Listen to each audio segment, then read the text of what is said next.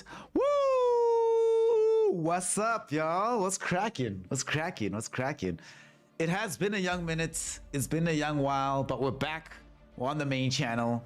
You know, the last couple of months, a few things have been happening that's kept the homie away, right? Chief among them is the fact that I actually haven't had reliable internet this whole time. I know some of y'all might have been seeing me rock this, oh God, hold on. There we go, problem solved. Some of y'all might have seen a homie out here on the main channel doing my thing, you know, rocking, doing some DPC stuff, but yeah, I had to do that with LTE data, y'all. I had to buy data to bring y'all this DPC action. You have no idea, you literally have no idea how much I've been struggling. But now we're out here, the fiber's installed, we've got some internet, so we can stream again. Ah, I've missed this, I've missed this, I've missed this. So we're gonna do it. We're gonna rock with today. We're gonna rock today. Let's just make sure audio's coming out. That looks good. Hold on. One more aspect of audio that needs to be sorted. Okay, there we go. There we go. There we go. There we go. There we go. All right, now we're Gucci. Now we're rocking. Now we're vibing. We're doing the thing. And now we have some Dota. Now, the odds, or rather the stakes of this particular matchup are fairly high, right? So there's this Intel World Open tournament happening in the new year. And this is the last qualifier slot available. Shenzhen, the team that me and Dragon Drop sort of adopted from the Chinese lower division, they've already gotten themselves through. They 2-0'd Aster.Aries earlier today. So now this is Aster.Aries' last chance to get through. LBZS is also their last chance to get through, and it's quite intriguing, right? Because Aster.Aries, they failed to qualify for the upper division through the DPC itself, so they need something. LBZS is going to be starting in January in the upper division, Division 1 for China. However, Aster.Aries, they've got Jack, like 2 seasons in a row of DPC lower division. You need to make something happen for yourself, so let's see what they got. Let's get into a draft. Let's do this. LBZS got themselves, well, we're pretty deep into the draft, so Weaver, DP, Monkey King, Ogre. They just played this DP now as they defeated the side of Sparking Arrow Gaming. They had the DP, the other heroes weren't there, but they put this into the offlane that game. I'm not sure if they're going to be doing so again now, but that was the option they went for last time around. Aster.Aries, though, doing something that we've seen them do for a while. With Phoenix out of the team and White Album back, like, you know, not needing a stand-in anymore, it's been quite intriguing to see how they've been relying less and less on Temper Assassin. When Phoenix was in the team, that was like their bread and butter. Almost every other game for Aster.Aries would have a TA involved, but now they're like, meh. Who needs it? Who needs it? Who needs it? Sandy! What's up, OG? What's up? How you doing? How you doing, fam? You good? I'm just happy to be back on the channel, honestly, doing the thing. Aster.Aries now. Yeah, cutie. An actual snare stream. I was telling everybody just now that I've had issues with internet. I literally was buying data for the DPC games, right? So this was actually my life for the last 2 weeks, is that unless I was in a DPC game, I wasn't on the internet at all. Because I was like, I need to save that data to make sure I can stream for the DPC, and it went well. So yeah, it's been rough times though. Speaking of rough times, one of the things about this draft for Aster.Aries is there's a lot of execution required from them to make this draft work. It's fairly high level. And it's not like they have the easiest lanes in the world, right? We don't know where this DP is going, if it's going to be the Molasses DP, or if they're going to decide instead to try and shift it over to Poye, or PP as he's tagged up in this game. I would prefer it offlane, honestly. Get a material now. Yeah, there we go. DK is out. This is a fantastic, one of the few laners left in the game against Lina that does really well in that situation. Doesn't get completely ran out. Lina still wins the lane ultimately, but you can sustain yourself through it. You don't get pushed out of the lane. And when Lina decides to go on any adventures across the map, if she's not going to go for that greedy BT's route, then suddenly that's areas of the map where DK is happy to pop ultimate, put pressure and damage onto a tower. So ooh, this is intriguing as a last pick for Aster.Aries. The Ulu Medusa is going to come out here. Okay, so they actually are going to be putting the DP into the mid lane, and then They're gonna play Molasses on this DK instead. So off lane DK. I suppose the lane against Medusa for the Dragon Knight is like whatever, right? You're just playing against DK. It's just DK, dude. Like it's whatever. You do your thing. You just farm it up, you know. Yo, Sandy, listen, dog. Listen, bruh. I was chilling at the crib, right? Okay, hold on. How many viewers we got here right now? 28. Okay, so I can't talk too much shit.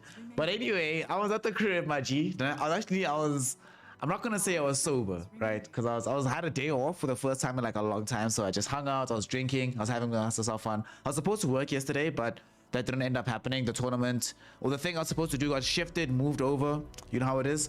And I was like, you know what? This is a day to ball out. Let me go have myself some fun. Buy a few beers. I'm hanging out at the crib. So I'm chilling, right? I'm on the couch. And then I'm like, oh, snap. You know, we've got some Dota happening tonight. Awesome. Let's go in. Let's go in. And I'd missed the Tundra game because I don't know what I was doing. I was doing something else at the time. I think I was just like, I had myself also like a solo barbecue type of thing. And then this game comes on. This Dream League game comes. And yo, I'm like... I'm watching this thing, man. I'm watching this thing, and I'm like, so you know, I heard the announcement. They're like, oh yeah, we've got this panel with this and this and this, and I was like, oh, okay, yeah. It was an interesting time. It was an intriguing time. It was an intriguing time, you know. I think the person in question should have been put on host duty. I think I can see a role for them in a broadcast, but I think they were miscast, you know. This is like when you watch a movie and your favorite actor's in the movie, but clearly they've been given the wrong role in that movie kind of situation. But it is what it is. It is what it is. I can actually share some good news with y'all. At this point, I don't think it matters anymore if I leak it. Just promise me none of y'all will clip this shit. I was invited to do Division 1 Dota in China. I was going to do the hosting for Div 1. And it was going to be quite lit. It was going to be very exciting. But unfortunately, South Africa right now is underneath some travel bans. So, yeah. All right. So I couldn't go. But I was going to do it. It was going to be quite a vibe. It was going to be quite a hustle. Also, I don't know why my camera isn't working and allowing me to zoom out. So I'm just going to steal the perfect world camera. Thank you, gentlemen. And Sandy distracted me from this last pick. On the side of this Aries side with this Ulu Medusa. The one thing I wanted to just, before we go into the game, I wanted to just state that I do think there's always struggles in games where I see Medusa and a hero like Lina. Not that the heroes do the same thing. I'm not like having TB Lina, but the Lina needs to do a lot more than she would otherwise in order to make sure this Medusa works. Lina sometimes can get away with not having to rotate as much versus relative to other mid heroes can just spend time farming. In this game, especially with the Smars in the offlane, he has a lot of pressure now suddenly to perform extremely well. So if we do not see that Shang-Chi has himself a good time here, then suddenly Aster.Aries, how do they take fights? How do they start engagements? They're waiting for like blink daggers on Queen of Pain, on the Red Panda tree or on the TK Rubik. But the game's underway. We'll talk about this all afterwards. No first blood seems to be happening just yet. Detachment should be fine. And we're going to be having a... Actually, looks like it's going to be... Oh, 2-2. Okay. 2-2 rune trade. Game's getting started. Let's get into it. Your boy Snare's back on the channel. Let's go.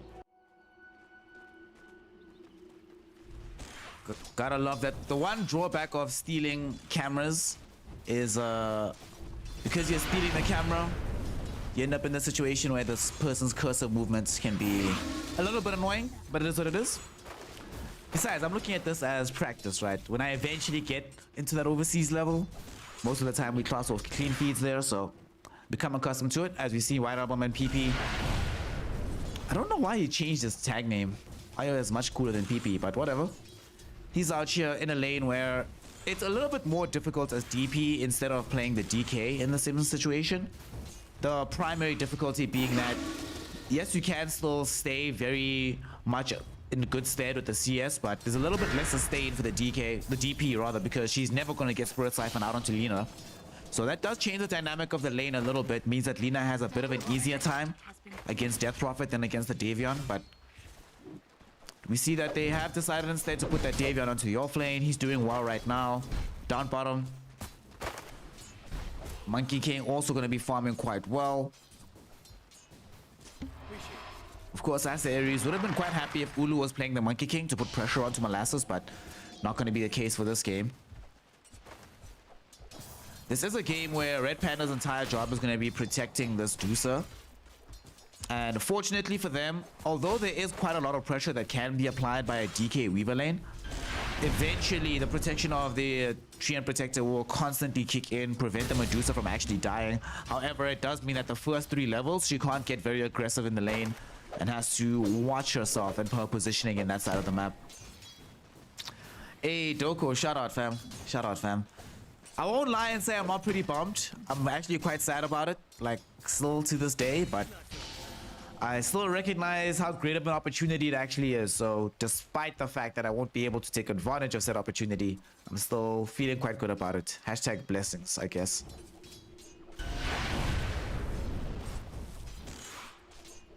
Also, I just noticed something that I want to change quickly. Just the positioning of that lower banner. There we go, a little bit better.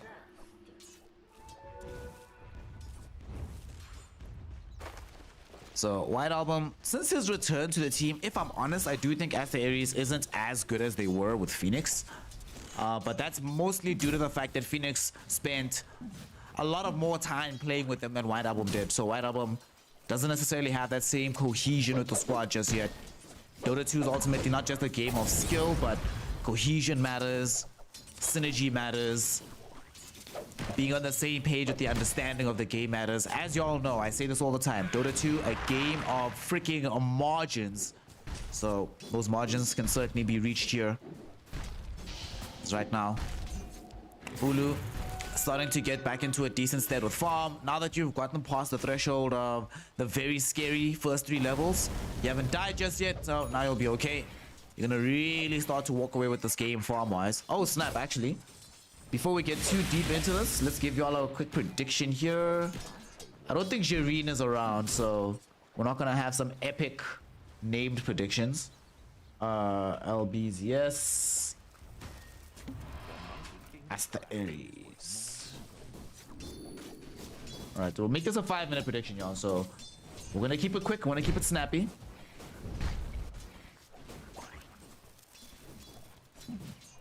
Okay, predictions out. Personally, right now, I'm thinking that Aster.Aries is the one that's actually gonna win.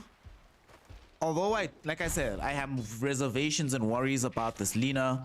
And I think that the Mars has to do a whole lot more in this game in order to ensure that the team can consistently take fights and the like. The very fortunate part for them on the side of Aster.Aries is they will have scalability into this late game. Despite the fact that there's some obscene push from LBZS with the Death Prophet and the DK, I am not convinced right now that these two heroes... I've seen a lot of these two heroes together and I'm still not convinced that the synergy is actually there. It feels like they have to be very particular about when they use their ultimates. Unless they're going all in on a particular push, it doesn't necessarily feel all that effective in the game right now, versus having one spell for big fighting and another spell for the pushing. And it's not like Aster.Aries have or lack the deep push themselves either. So I do think they have a pretty good drop for themselves for game 1. However, on balance for the series, I actually favor LBZS. So it's going to make for a very intriguing series here. Right now, the farm is interesting because it's tending towards Aster.Aries overall, but the Medusa is struggling a little bit to get herself up in the CS. However, those problems are not shared by her contemporaries and her colleagues in the other lanes. White Album, as we discussed earlier, against DK it's one thing, but the lane against Death Prophet is much easier. And we see that now by her extended gold lead against this DP. Death Prophet in the top lane can't really do anything here against Dusa. Every now and then you throw out a breathe fire, but whatever.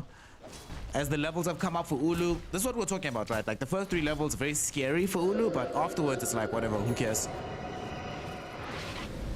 Oh, what a TP. Dude, that TP from White Album, like debating out the exorcism, and they might even get a kill here onto Salad on this Weaver. Unfortunately, they do lack the mana for the Laguna Blade from White Album. So they might just run down TK here, get the first blood for themselves. Fairly late first blood, but honestly, in China, this has become the This is the trend that we've been seeing for the entirety of the lower division. Hey, now Album has enough mana for Laguna Blade. Easy grab on the first blood there.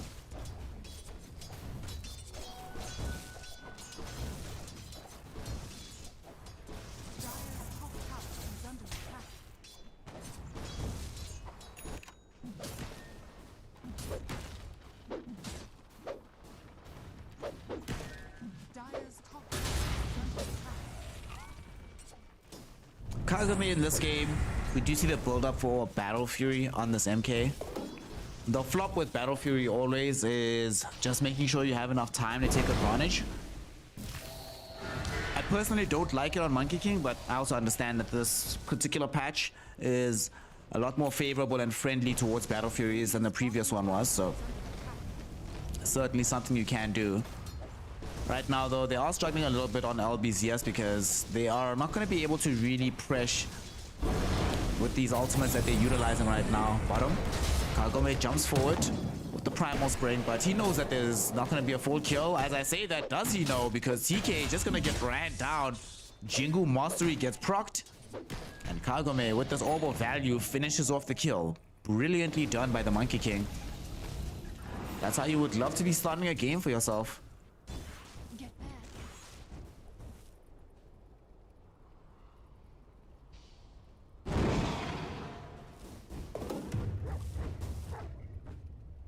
Oops, why am I getting this lag spike now? Oh wait, I know, that's why. Oops. The torrent manager is still going. You can see I haven't streamed in a while. You know, the etiquette of making sure everything is taken care of hasn't been done.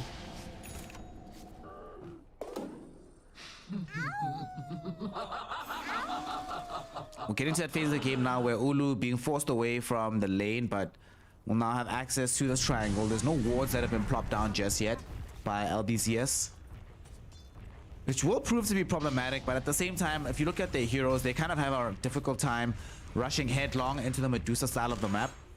Until Kagome on this Monkey King is ready to do it, it's only really Weaver who can go and present some kind of threat. They don't have Blink Daggers on any of the other heroes, so it's a little bit difficult. And speaking of Blink Daggers, detachment, him and Salad running in behind the line. They don't need blinks, but PP actually losing his life very quickly. Will they be able to kill this Death Prophet? Not before this Nina falls. And now two heroes caught inside the arena by Shang-Chi. They do manage to bring down detachment. Salad falling very low, will end up taking a tumble as well. PP though makes their sacrifice worthwhile by also taking the Medusa into the grave. Fantastic usage of this exorcism, and will they be able to kill her? Shang-Chi does get that double kill. But if we go 3-3 and on your side you're trading 2 cores for 2 supports on the other side, definitely hashtag worth here. As LBZS, unless they lose Molasses in this top lane, Red Panda out of mana, so cannot contribute further spells on that side of the map. All you have to do is let me in. Still though, good times here for the side of LBZS. Getting the first kill onto this Ulu Medusa. You feel very good about this, especially because the contribution came from other cores in that fight.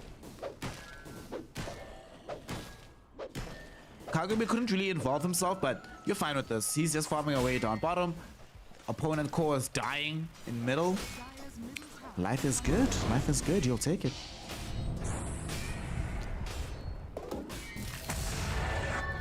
I'm interested to see what Salad's gonna build in this game on this Weaver. Of late, we've been seeing a lot of Weaver players deciding to jettison the idea of building Aghanim Scepter, opting more for like Orchids and the like.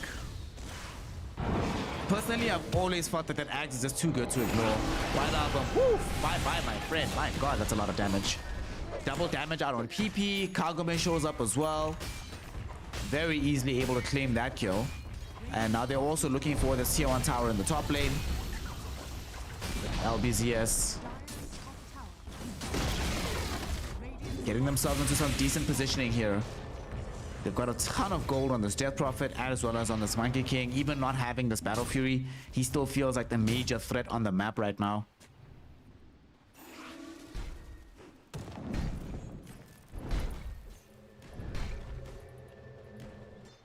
Also, I can tell y'all that my lungs are telling me that I haven't solo casted in a while. It's actually weird, like I've become so accustomed to doing it, and then you spend like what, a month just dual casting, and now I'm like, oh my gosh, I have to talk so much. This is ridiculous. What is this? What the hell is going on? But we out here. We'll fall back into the rhythm as soon as possible. LBZS farming out into the dire jungle right now. They're getting forced back a little bit as they will end up losing detachment here. How far away is Shang-Chi from having Blink Dagger? Not that far away. Very, very close. Absolutely necessary item for this game.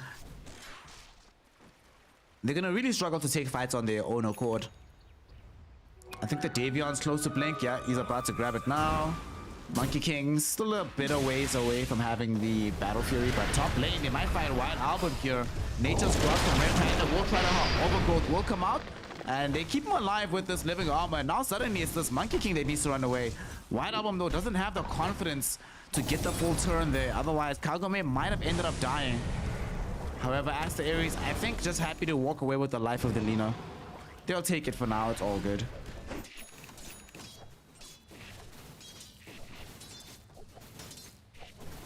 Ah, QE facts, fam.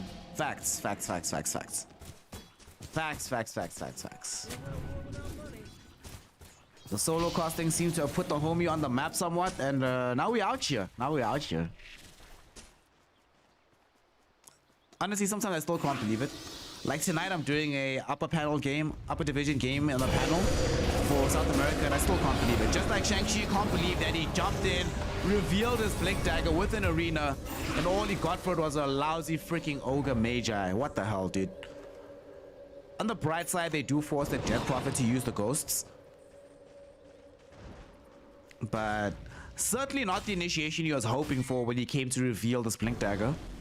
But ultimately, it does mean that without these ghosts, they can't pressure the tier 1 tower middle anymore. Red Panda can heal it back up to full. So it's all good. It's all good. It's fine. Ah, and shout out Salad. Shout out the young homie Salad. Thank you, my G. Building this Aghanim Scepter our way, fam. I thank you very much for doing this for me. Blink again? Oh no, Shang-Chi misses the Spear of Mars and will end up getting punished heavily for this one. Woo! Woo! Bye! Bye! Bye, Mars! Bye! Shang-Chi gets taken out. There are many terms to what we call that jump. Very few of them positive, as now they're going on to PP. They really want to find this kill. Red Panda opens up a little bit of space, but they lack the damage to finish off this Death Prophet. White Album forced to scurry away through the trees.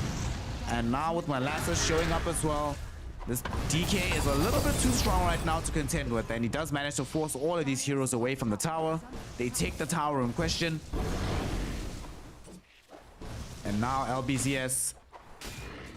We're getting to that point now. Remember, we're talking about how there's this threat of Aster.Aries not being able to do anything outside of this Mars jump. The caveat is that Mars jump has to be effective. You can't just jump in and miss spears time after time, literally back to back. If that happens, yeah, you're not going to feel good about this matchup. And because they've really felt that they need this Lina to be able to scale into the later game, going BKB right after the PTs are completed, does mean that the progression, or rather the idea, the playstyle on the map is locked behind the progression of these items. And Mars, just too much pressure. He can't do anything all by himself. Hey, yes, Jareen, it's an actual snare stream. It's an actual snare stream. We've got the fiber back. So now we're out here. We're streaming, we're doing the thing. How you doing, fam?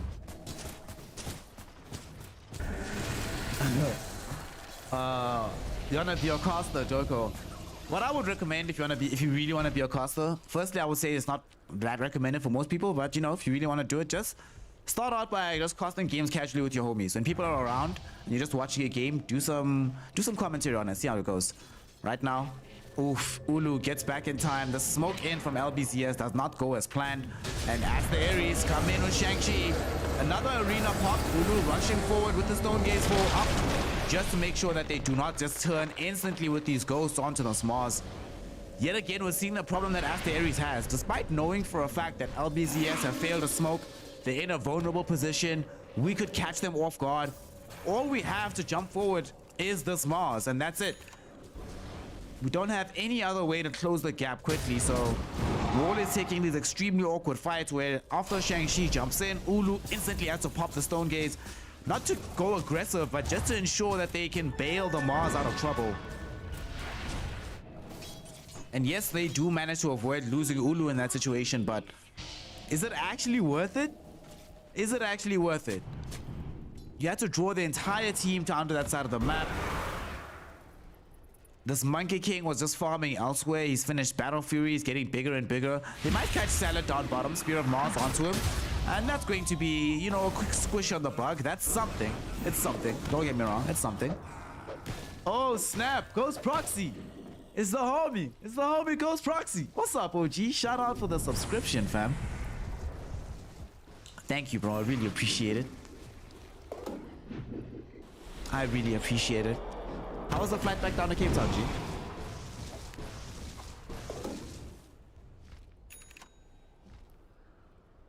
And Jurina, I was actually curious. What's the weather like in Nepal at this time of year? Here in South Africa, normally it's blistering hot for December. This is like the peak of summer, but climate change is a bitch. It's been freezing cold all week. I've hated life. Many of y'all have seen what I look like. I'm not a big guy, so as soon as the temperature starts getting lower and lower, I feel my size very much.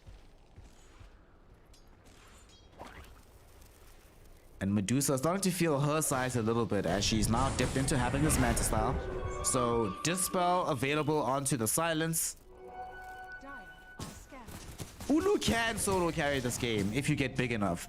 The only thing that really bothers you in the latter portions of the game is having to deal with Breathe Fire. That always sucks a whole lot. Percent-based damage is awful against a hero that likes to build just into raw stats for her damage output. So that percent-based damage reduction really going to put a number on her, but she can nonetheless get to the point where she's just solo carrying the whole game. So LBZS. Okay, Ghost pop down, going on to do so. She will get the Dispel on the Silence. They leave Red Panda behind. Somebody has to get left behind. So that's a treant down, and now suddenly the path towards Roshan opened up. The Ghost flopping about everywhere means that there is an easy opportunity to get the necessary damage out onto the big man. The Kagami Monkey King doesn't have all the items he needs just yet, but still has enough to feel decent about the situation. And they're gonna smoke up. This was scouted though. There's an observer ward that's plopped down in the mid lane, and not only was it scouted, it came too late. They've already grabbed the Aegis. They've got themselves the big man, the additional life onto this young Monkey King.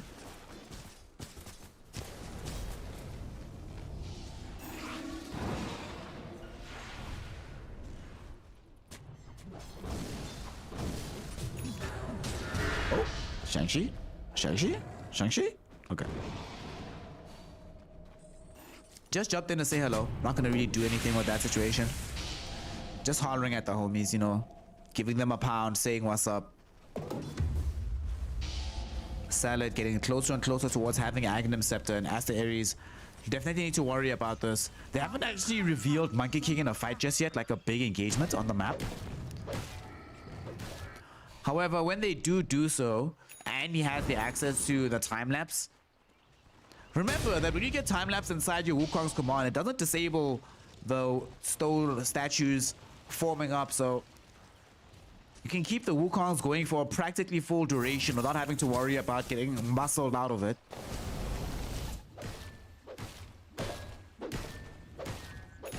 Oh god, y'all are also suffering from the cold. Oh my god. It's been bad. 17 in the afternoon and -1 at night. Are you kidding me? Oh my god. Literally intolerable.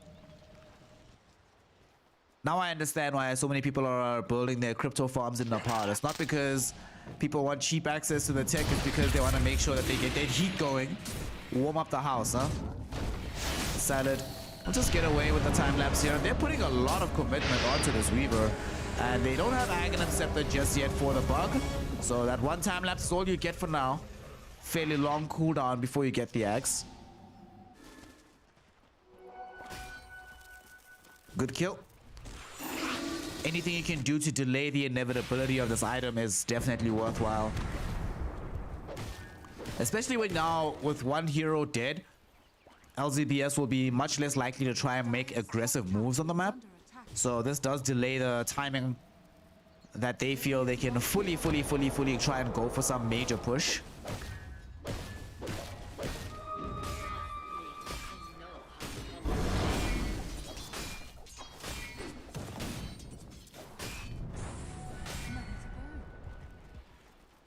Do y'all like snow now that we're talking about like very cold temperatures?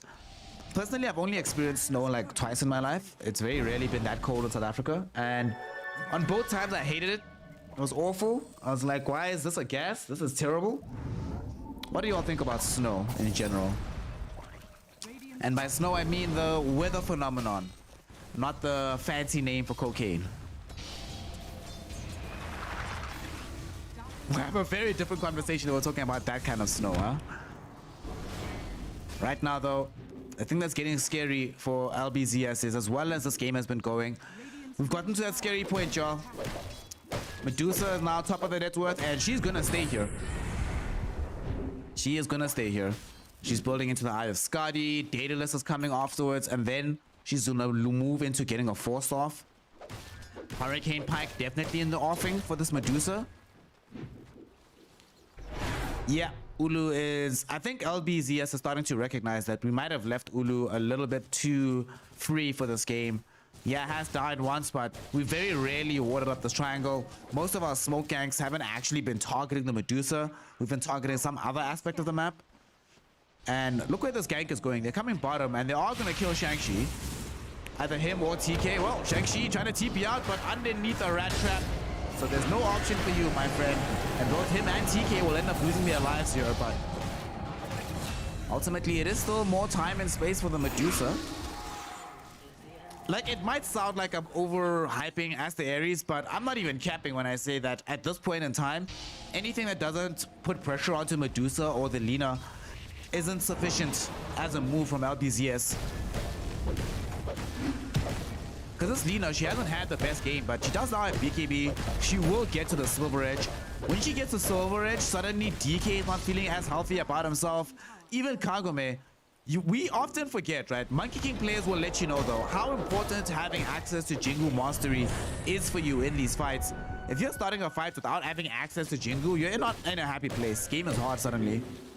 So this Lina, the more she gets left alone, the closer she gets to Silver Edge, and the more this game can suddenly turn on its head. This 5k gold lead for LBZS, I'm not sure they feel very confident in it. Well, they can't see the gold lead right now, but fortunately, this item will give them some more confidence, though. Aghanim Scepter complete for this Weaver. This being available for Salad means that there's more protection for Molasses, for PP, as well as for Kagome. So these next few minutes, we'll see them try to do something a bit more aggressive and cocky on the map. They don't have this Aegis, but having the double life from the Weaver, you can play as if you have an Aegis functionally.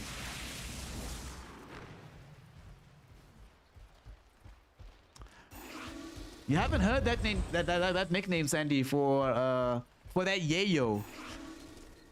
There's so many nicknames actually for Snow, Yayo, that White.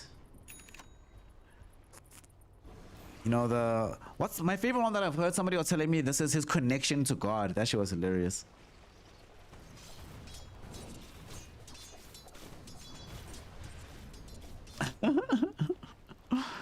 Does have to be the right kind of snow. What? The lowest temperature placed around 11. Listen, Doko, nah? Count yourself lucky, because that for me is already too cold, but it's life worse than that is terrible. Which part of the world are you from there, Doko?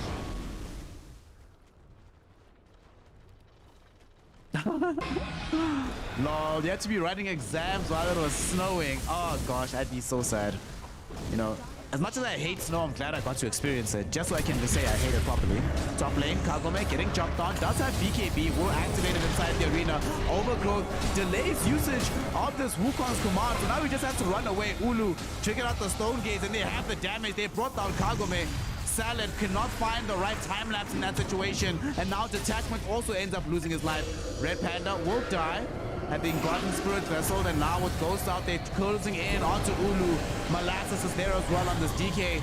Will they have enough to punch through all of the survivability of Ulu? So far, it doesn't seem like it, but now they have isolated this Medusa next to the tier 2 tower. They're doing all the damage they can, and with the Ghost, they get the kill. PP, though, might end up dying. Laguna Blade, no! The save with the time lapse at the very last second ensures that this Death Prophet stays alive. White Album has to flee into the base, but can't do it. BKB expires so Molasses can clean him up. And PP, the one hero who was supposed to die to the Laguna Blade, instead he's the one that gets the kill back onto the Lina. All right, great stuff. Woo!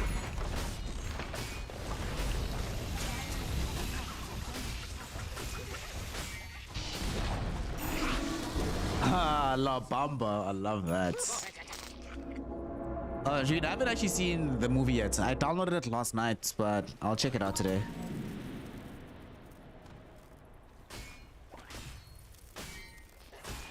"42 degrees.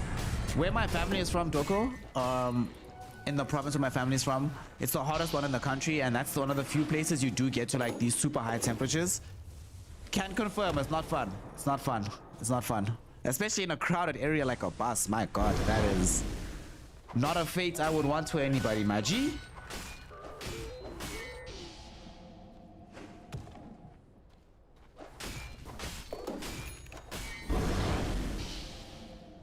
Right now, LBZS are putting the pressure onto Aster.Aries, playing really well. That last fight they took was actually quite brilliant in how they went about it, allowing Kagome to die, not committing all the additional spells onto him, because they recognize that, look, at this point it's too late to save you. What we are going to do, though, is use your life to bait Aster.Aries into a false sense of security where they end up overextending and then losing crucial heroes. And that's exactly what happened. Great understanding of the game from LBZS.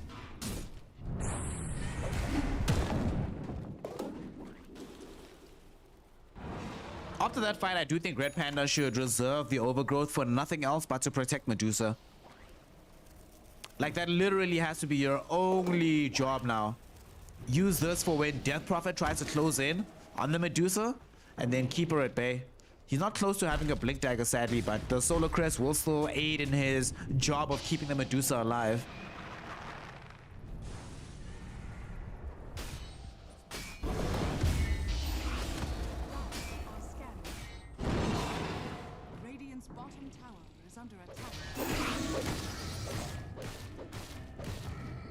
White Album also building into MKB now instead of going straight for having the Silver Edge.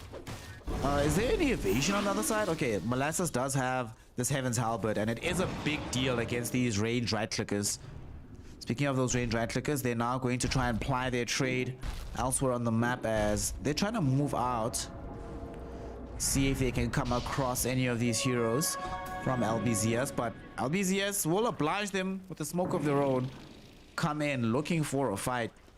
White Album, he's the only one that's facing forward. Goes in immediately with the Shadow Blade. Dust will be there. BKB does get activated. Drops the LSA. No Spear of Mars back from Shang-Chi. But now BKB charge is down on White Album, so Aster.Aries certainly cannot fight at the moment.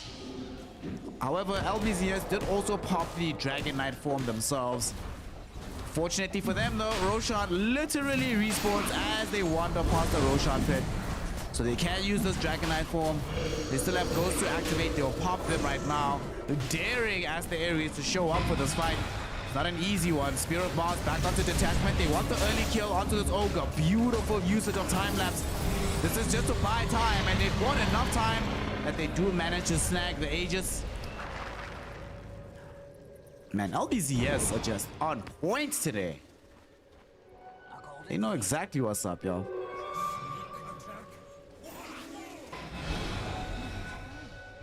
They're playing so well right now. Oh snap. Our boy Jareen with the subscription. Hey. Shout out the young lad. Shout out Jareen. Thank you, fam. Thank you, fam. I really appreciate it.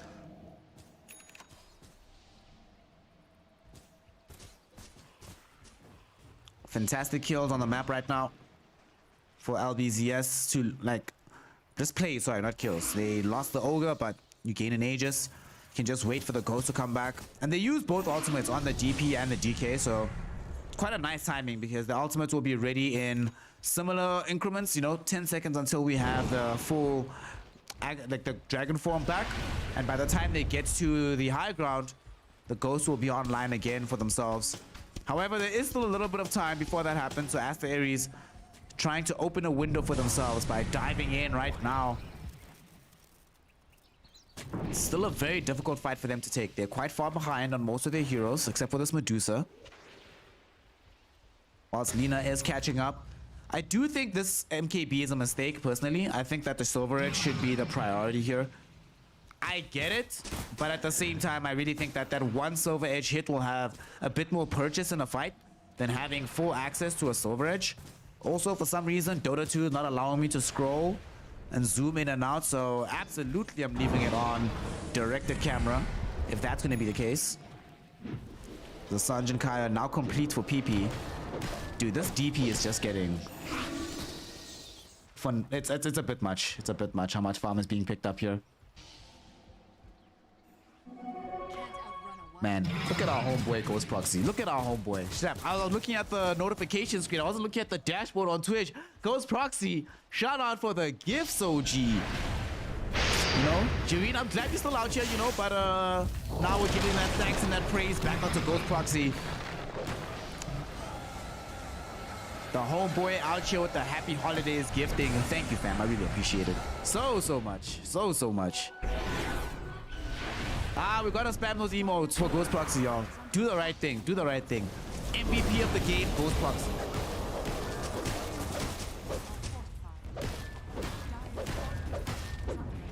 LBZS right now.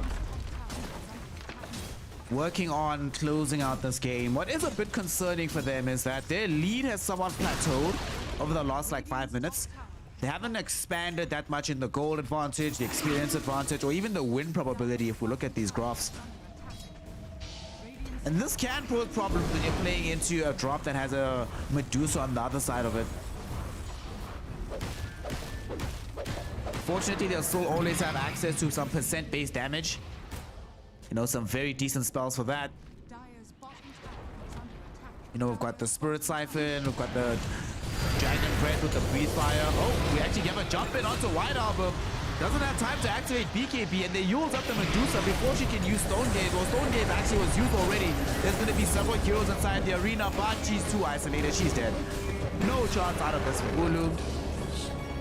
Aster.Aries get caught out in a very poor position, and they're just going to get completely ran over. White Arbor died first. Ulu couldn't save him with Stone Gaze, so then suddenly doesn't have a defense for himself. The game might have just ended, y'all. And as I was talking about the lead for LBZS having plateaued, they will go ahead and build a new plateau, climb atop it using the bodies of Aster.Aries as a ladder. Now here they are, securing the first lane of racks. Yo, they are looking hella clean right now while they're doing this.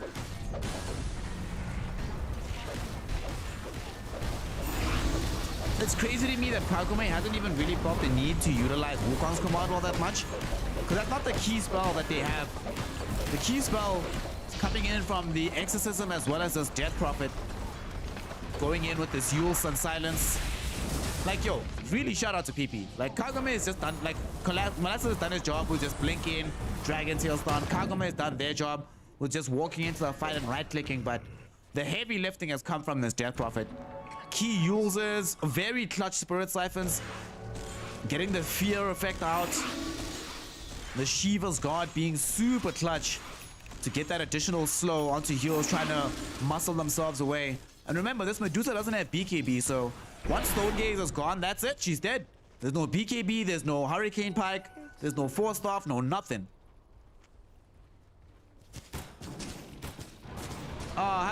Take it easy, Ghost Proxy. Work hard, fam. And don't just work hard, but relax. You know, do the right thing and drink some water. Shout out for hanging out with us, fam. Shout out for the gifts. Everybody, make sure you send off Ghost Proxy with some love. Let the homie know that he is welcome and appreciated. What a legend. TK, okay. Good job, Bato Kagome. Ulu goes in with the stone gaze, but they just don't have the damage for this. Time lapse comes in immediately from Salad. And that's that. Fight's over. Now, no, not over, because here's the job. Kagome finally feels like he can use Wukongs. Woo! Wukongs with double boundless strike. Amazing amount of damage. Instantly claims a double kill. And now they found Ulu. Death Prophet's there. Dragon Knight is there. What isn't there is the HP pool. Ulu dies. Ulu calls GG. And the game is over. Aster.Aries throw in the towel. Okay. Okay. Wow. Wow. Damn. Yo, I thought that LBZS, like I said, I thought they were gonna win the series, but whew, the beatdown in this game. Hey, shout out for the follow. The name has been taken, lol. Yo, this was. Whew. Firstly, that last boundless strike was from Kagome. Please, somebody tell me you clipped that, because that double boundless strike was crazy. How much damage? I didn't even see how much damage came out in that one instance. But Aster.Aries, outside of Ulu, I do think, you know, firstly, I want to apologize for the amount of misplaced faith that I had in Ulu's Medusa here. I really thought the team was going to be able to make a bit more space for him, but sadly they needed him to get forward too much. White Album did not have a game on this Lina whatsoever, and this was the one pick that from jump, like we were talking about it, that I don't understand. There's too much pressure on this Lina now, and more, or rather the Lina pick puts so much pressure on Mars. Medusa's already taking over farm. What's this hero doing? It's not as bad as TB Luna, but it's still not great. TB Lina rather, not TB Luna. They were just doing everything else. LBZS had tower pressure. They had Roche pressure. They had better team fight. They might not have had a hero that scaled as hard as Ulu does, but Ulu's the only hero that's doing anything at all on Aster.Aries. White Album, despite the fact that he bought some defensive items, you're paper thin as this Lina. There's not enough defense for you available in this game. Red Panda has to focus on keeping Medusa alive, so can't focus on keeping you alive. Mars by himself. Like, if this draft had, like, say a Tusk, right, in the 5 position, like Tusk, Treant Protector as well, then I can be like, all right, fine, I can see what the purpose is here. But the way they stacked up, the game was just too easy for LBZS. LBZS never really... The only worry they had on their draft, right, is how much farm is Medusa getting right now? That's it. If Medusa's not farming all that much, they didn't care. They're like, whatever, dude. We're not concerned about this. What is this? It's just a game, dude. Who cares? So that is a huge problem for them, that they had practically no ability on the side of Aster.Aries to do anything on the map. And we saw those. The only hero that could do stuff is the Mars. And like we said, we saw Mars go in for that first jump. It went very poorly.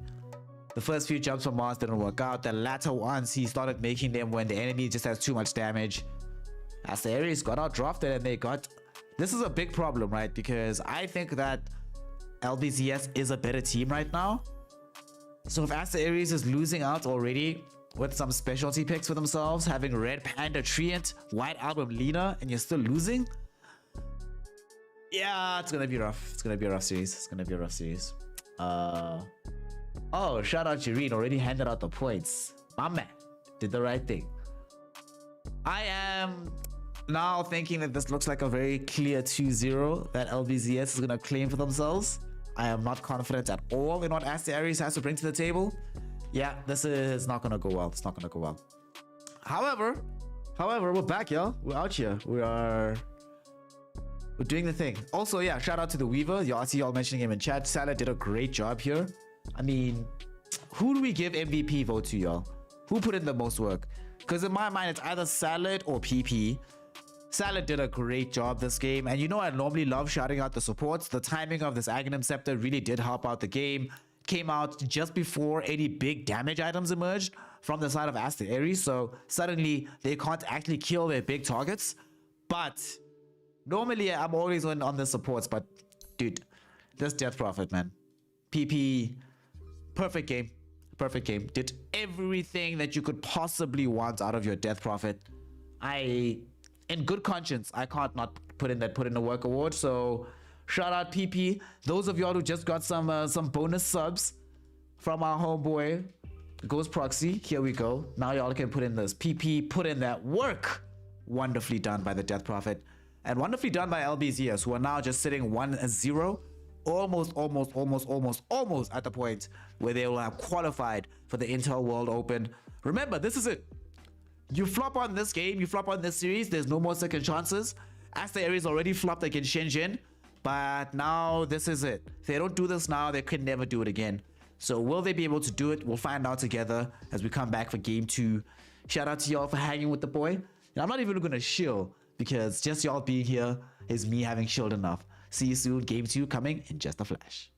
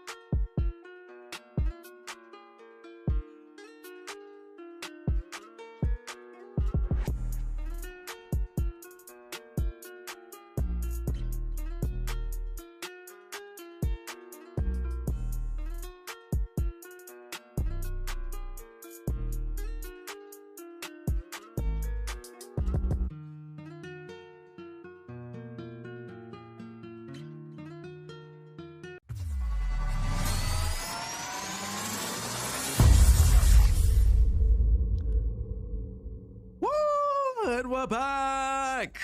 Game number 2 here in the Intel World Open Close Qualifiers. Got ourselves Aster.Aries versus LBZS.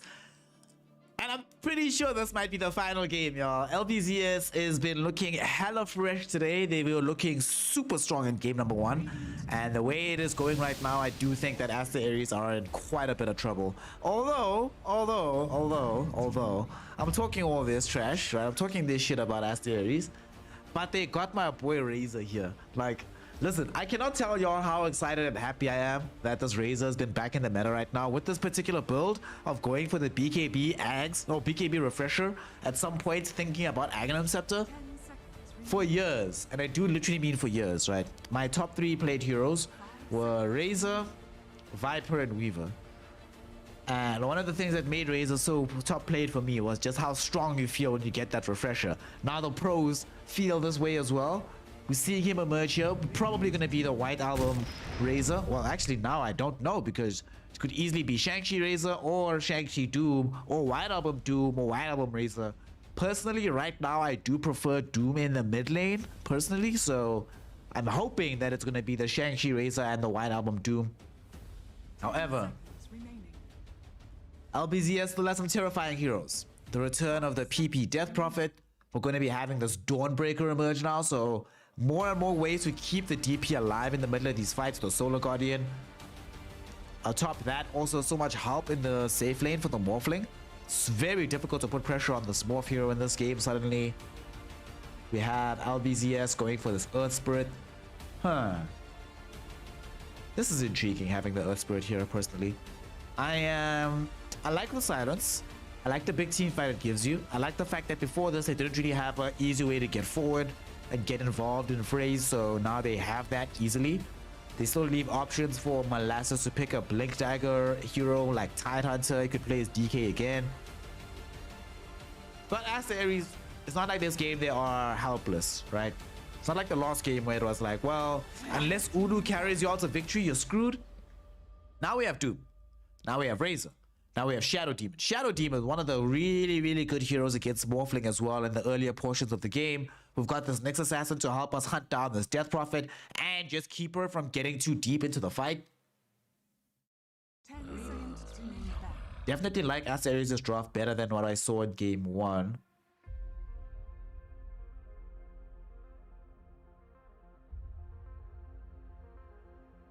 At the same time though, it is still a concern for Aster.Aries that they don't have the same scaling as the Morphling. Although you just have Doom, so you just do Morphling. He'll buy Lincoln Sphere this game, but there's several ways to break it. Can break it with the Mana Burn from Nyx Assassin, can break it with Disruption from Shadow Demon. Make it very easy to ensure that the Doom does land out onto a target.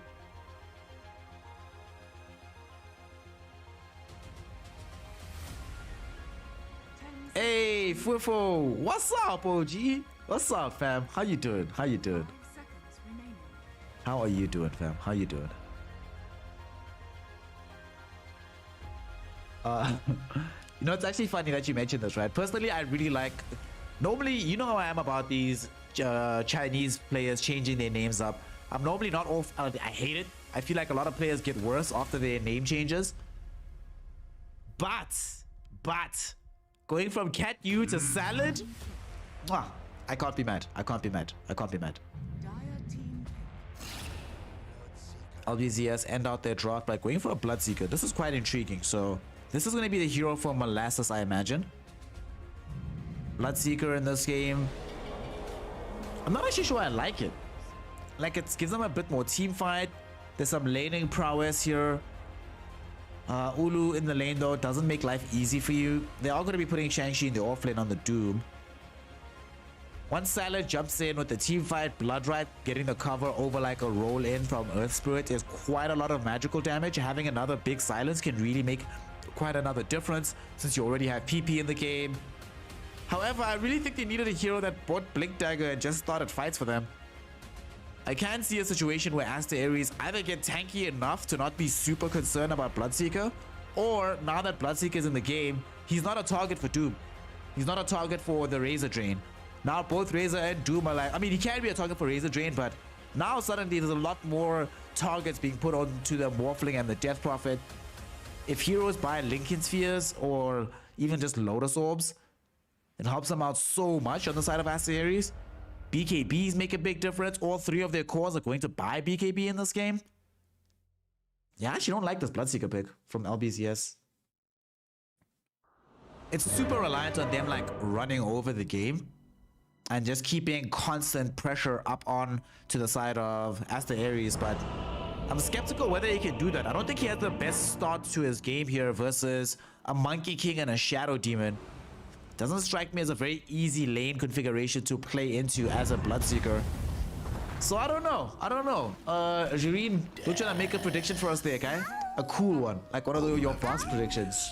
Let me in. Oh, it's young Johnny. What's up, fam? What's up? Oh, you're hanging with the hangover. Lol. Yo, as I've been getting older, hangovers have been All you have to do bad enough that they are literally. There's several days I'm actually considering quitting liquor. Shout out for the bid, young Johnny. Shout out, my G. There was some testing I was doing with the notifications, so sadly I did have to turn off the sound on the notification, so we can't have DJ Johnny here. But still, I really appreciate the bits, fam. My prediction for this game, I think that I prefer the Aster.Aries draft, but I do acknowledge that they can get rolled over. I think that if LBZS aren't like crushingly ahead in the first 10 minutes. Okay, so this game is gonna go in phases, right? If LBZS win the laning phase, like demolish it in the first 10 minutes, then they win the game automatically. If they don't, then between 10 minutes and like 40, I really feel good about Aster.Aries. But then afterwards, again, I dip back onto the side of LBZS. So I'd say it's a 60-40 game for Aster.Aries. Especially with the potential for good lanes. And Red Panda will be bailed out of a potential first blood here by Ulu dropping down the Boundless Strike as well as him having disruption. But alright, now we're getting going. The game's underway. Last chance for Aster.Aries. If they lose this, no Intel World Open for you. If they win, they still have a chance in game 3. Let's see what they got. Let's do it. Let's go.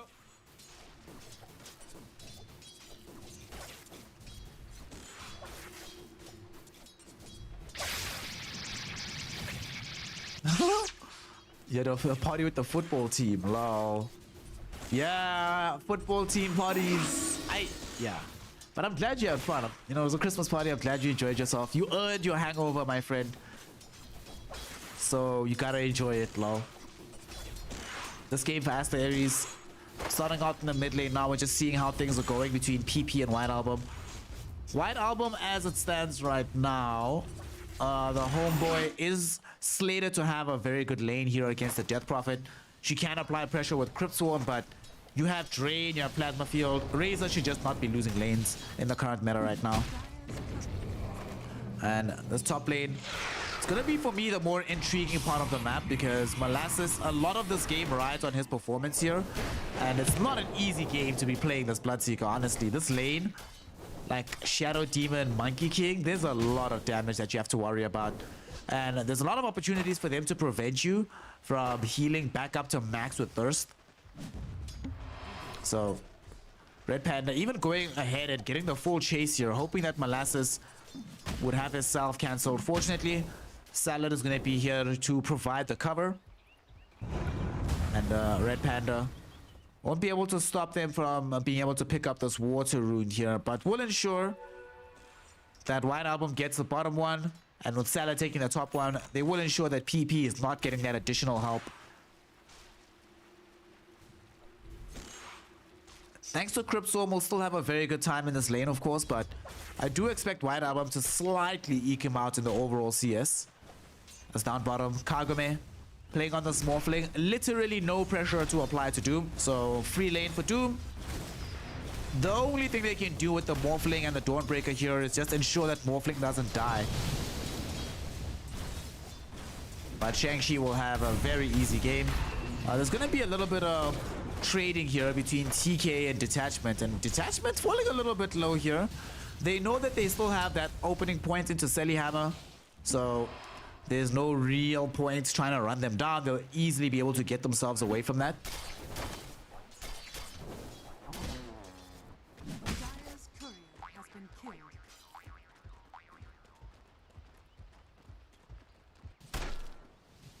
Predictions are up, y'all. Get your predictions in. Let us know who gets this dub. Is Aster.Aries gonna take us to game 3, or will LBZS off the back of this morphling for Kagome secure them game 2 and make it a 2-0 sweep for the young lads? We'll see how it goes. TK right now still level 1 on this next assassin. It's actually gonna end up being first blood. She's gonna try and get the turnaround onto detachment. He'll Selly Hammer down into the river. But that was excellently done down bottom here. They know that they can't really apply pressure onto this Doom, but level 1 Nyx, yeah, you have one of the highest base regens in the game, but there's a limit to what's possible in Dota 2. And unfortunately, they take him to his very limit. They're about to take Red Panda to the limit as well. Does get away from the Spirit Siphon for now using this disruption and prevents them taking this Water Rune. In fact, White Album will be able to claim it. Gives away some bottle charges as well. And TK going to the bottom side of the map to ensure that PP gets nothing. You love to see it. This does leave now with some of these supports moving away from top. Red Panda went to do some support work. Oh, White Album might die here. Detachment stuck around. Spirit Siphons out. Crypto, not enough mana for PP for this. So he can't get the kill. Instead, Detachment gets slowed. He might end up losing his life. Couple of more right clicks from the tower. Will they disrupt him? They won't even need to. They get the kill. White Album is even the one to pick that one up. And the thing that sucks about this is that Ulu and the Monkey King is not a hero who, though alone, you can easily dive onto. If he dodges that Blood Rite, he's fine. We'll have access to the Jingu and the Bounder Strike. Okay. Things are looking very, very solid for Aster.Aries right now. Shang-Chi is just farming away. Sure, you can't stop Morphling from farming, but this is Doom. So the more free space you get, the more net worth is going to be available for you. And of course, angling towards having that early hand of Midas. Top lane, Ulu with Red Panda. They're putting pressure onto Molasses. They missed the Boundless Strike though, so Molasses All you have to do is will feel okay with what's happening here. As a TK gets rolled upon right now by Silence. Spike Carapace buys some time. They're trying to close this gap, but TK now is level 2, so this Nyx Assassin, you love that these heroes that each individual level they pick up represents more and more difficulty in bringing them down. Nyx Assassin, quintessential in that regard. Especially as he gets closer towards level 6. This time around though will not be as lucky. Oh, 2-hero Impale after the Spike Carapace. He's actually going to stay alive here. Dodges the rolling boulder up onto the high ground. Will he get himself away here? Salad trying to get this chase, but he doesn't have enough. There's no orb of value on the Earth Spirit. It's only sitting on the Dawnbreaker. Escape from TK. Drew away attention from both enemy supports by himself. Game is a good. Yeah. This has to be a Linken's Rush. You're playing into Doom, into Razor. You can't not rush Linken's Sphere. Even though you know that you're playing into Nyx, you can just take it away with Mana Burn. It's still too risky to not go for this Linken's Sphere. So he's doing the right thing, certainly. As are PP as well as Salad doing the right thing by rotating to this top lane. However, Aster.Aries will meet them at the same time. There's going to be a jump onto this fight. Aster.Aries trying to get themselves away. PP has popped Ghosts. Looks like they will be able to kill TK, but here comes Razor as well. Boundless Strike will come out. They keep TK alive, and suddenly PP is the one that's in danger. They've lost this Death Prophet. The chase forward from Salad. Can't get him before the rolling boulder comes out. However, they have zoned back practically everyone else. So Aster.Aries make a big rotation with the Razor. He comes top to assist his team, and he's not done just yet. They might actually be able to find a double kill for him, and indeed they do. Molasses lucky enough to have skirted himself towards the western part of the map, and he'll survive long enough to TP back to safety. But Aster.Aries, fantastic first movement from White Album. This Razor now certainly going to be off to the races. He's number 3 on net worth. Not building a Midas or anything, but at some point we'll have that refresher orb with BKB and will be very threatening on this map. And the thing I love about this Razor is that his presence means that this Morphling the entire game can never really use waveform. Because if he waveforms forward, he just gets drained instantly. So he kind of has to wait until the static link is used. And that does sort of limit the options that Morphling has for getting himself in and out of these fights.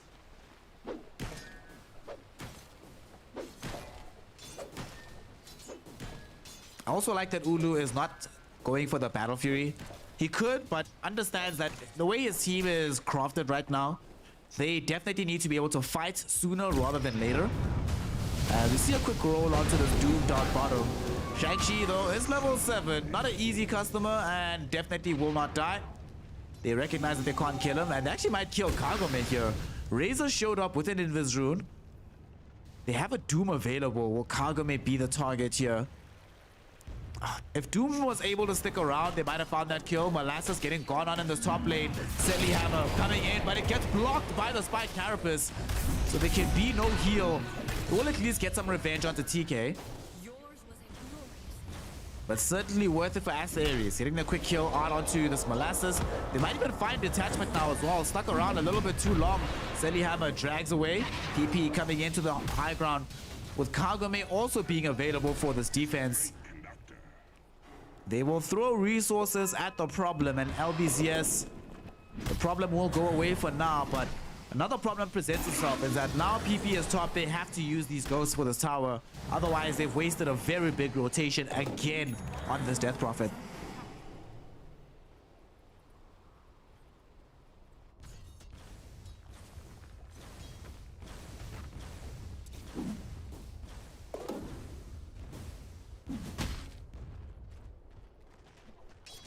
White Album, how far are we from having access to BKB? I mean, you definitely build BKB this game, right? Earth Spirit, Bloodseeker, Dawnbreaker, like, yeah, you have to. As they also just quickly get a Doom out. I mean, it's the first Doom of the game. You always wait desperate to use the spell, and it'll allow them to kill Salad. PP showed up for the counter kill out onto this Doombringer. Will be able to get it. I actually do not think that's worth it. I don't think that's worth it. It's not worth it. Dude, you came in bottom, you used Ghost. Yeah, you killed Shang-Chi. But now suddenly, you don't have a way to be able to finish the push onto the top tower. Kagome is going to get forced away from this side of the map. So Ulu and Red Panda are actually putting a lot of damage out onto the Morphling. But now Ghosts were used for nothing. Yeah, this wasn't worth it.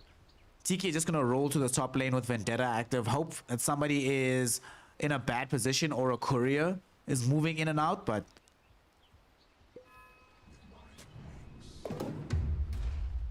this is also one big aspect of this game for Aster.Aries. They're just going to have so much vision on this map thanks to this Nyx Assassin. Gonna buy them so much space. He will end up dying here though. Very good game sense from Salad. They pop the scan of the area just behind the tower. They're like, something feels a bit iffy here. Drop the dust, get the kill. But as TK, you also don't really mind that situation, right?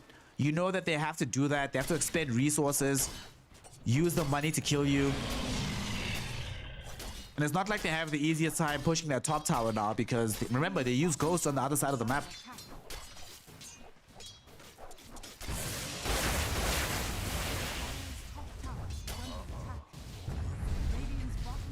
But still though, with the raw right clicks of Kagome, it does seem that they'll be able to take this tower. Nobody from Aster.Aries has any interest in presenting themselves here. They are trying to mount a push down bottom with this Doom. And I don't think he's too far away from securing that tower. As Kagome, we see getting access to the ultimate orb now. So only the recipe remains before this Morphling is fully up with this Lincoln Sphere. Like y'all are mentioning in chat, he did skip the Morbid Mask Yasha. I understand why for this game though. The Lincoln Sphere is that important. Like, in this game, it is that important that it has to happen immediately. Or not even immediately, but best case scenario, it has to happen before Blink on Doom. And, you know, if you rush it, you guarantee that it comes before Blink on Doom. You don't know if Doom is rushing the Blink after Midas. But now you're certain that you're going to have that protection for yourself. As They roll away. Beautiful smoke break here. Molasses, though, might still get himself impaled. Will they find this fight? Not just yet. Rupture back. Molasses with White Albert caught inside it. Blood righted as well. They should be able to kill this Razor. The Earth Spirit threw down this Magnetize as well. Red Panda has no opportunity to escape. And TK in the trees, he gets out. Aster.Aries, they shouldn't have died there. After they get revealed by the Earth Spirit, as soon as Salad rolls away, he's revealed all of you. You all know that a fight's there. You're like, why do we continue? Just go back and take the tower. But now the tower's still standing.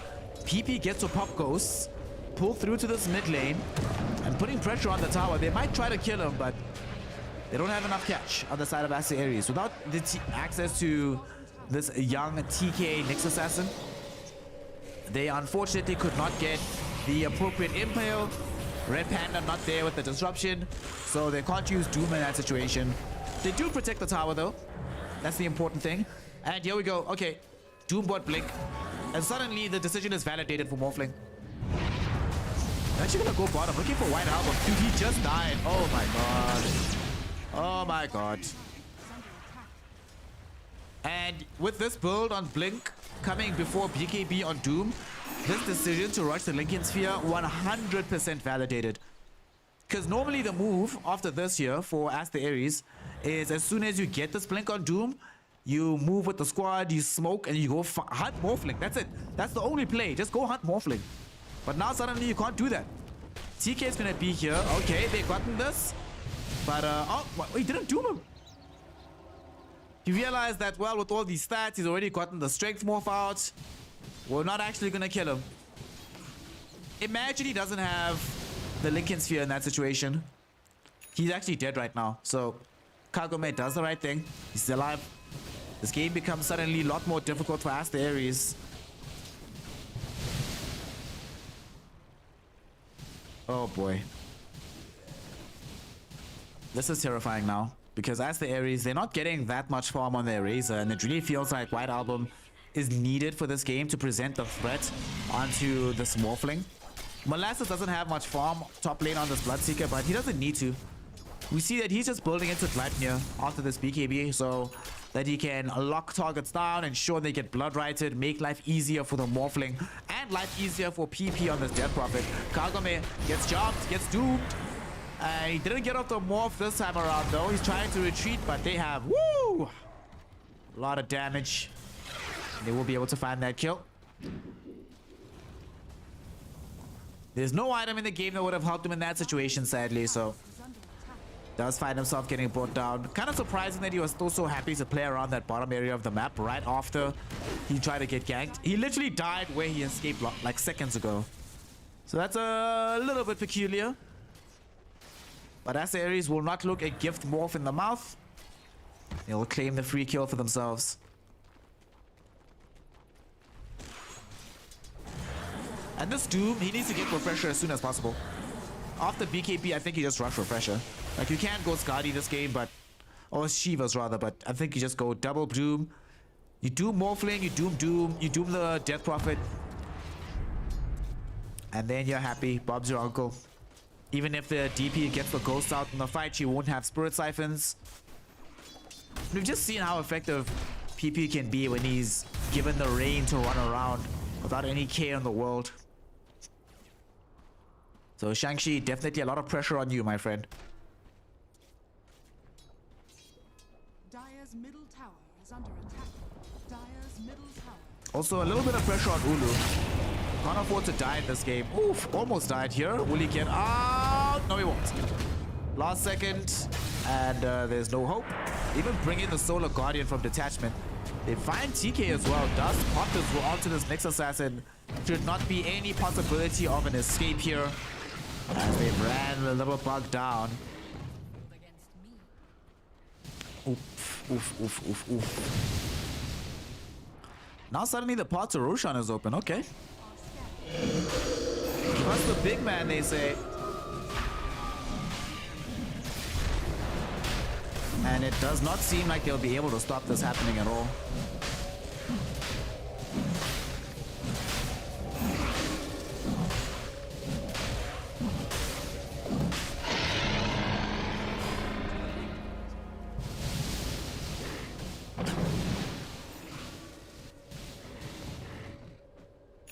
Dude, this is so scary. Lincolns with the Aghanims, with the Aegis out on Morphling. Salad out here down on this bottom lane, about to crack level 12 not too long from now. Already has access to 10 and the additional rolling boulder talent. He's building BKB of all items. Dude, Salad is playing really, really well. But I've always thought that this guy has been underrated on the team. Like, why there's not more eyes on Salad, aka Catch You, I don't know. Not just now, but for the last like 6-7 months, this guy's been really, really good. Shout out to him if he was able to beat back some of the offers that must have come his way and stick with the lineup. I always love it when like these very skilled players stay on the lower ranked teams. Raises the profile of the lower teams and just the profile of the scene in general. There's a reason why China's so competitive. As we see middle, PP getting taken out. They get the full jump and they didn't even need to commit the usage of Doom there, but now Ulu gets caught out by Salad. Look at Salad, we were just talking about him. The kick as well to ensure the bonus rupture damage off the blood right. Beautifully done there.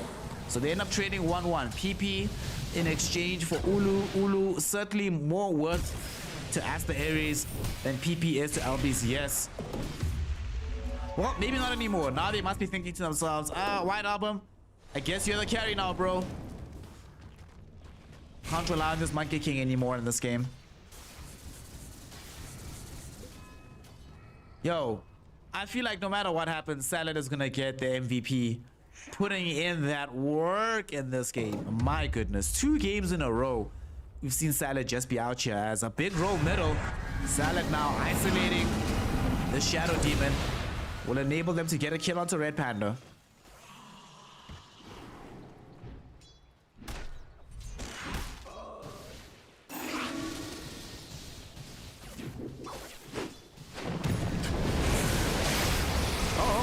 Okay, this is huge though. Jump in, they got the Doom out onto PP, and now Kagome forced away from this Wukong's command. Ulu finally useful in one of these fights, and Kagome not in the happiest position. Nice roll in from Salad with the Magnetize going, but these heroes don't seem to care. Without PP being alive and no Dawnbreaker there, Aster.Aries with the numerical overload, the damage overload, finally find themselves in a point where they can take a fight and force LBZS into an awkward position on the map.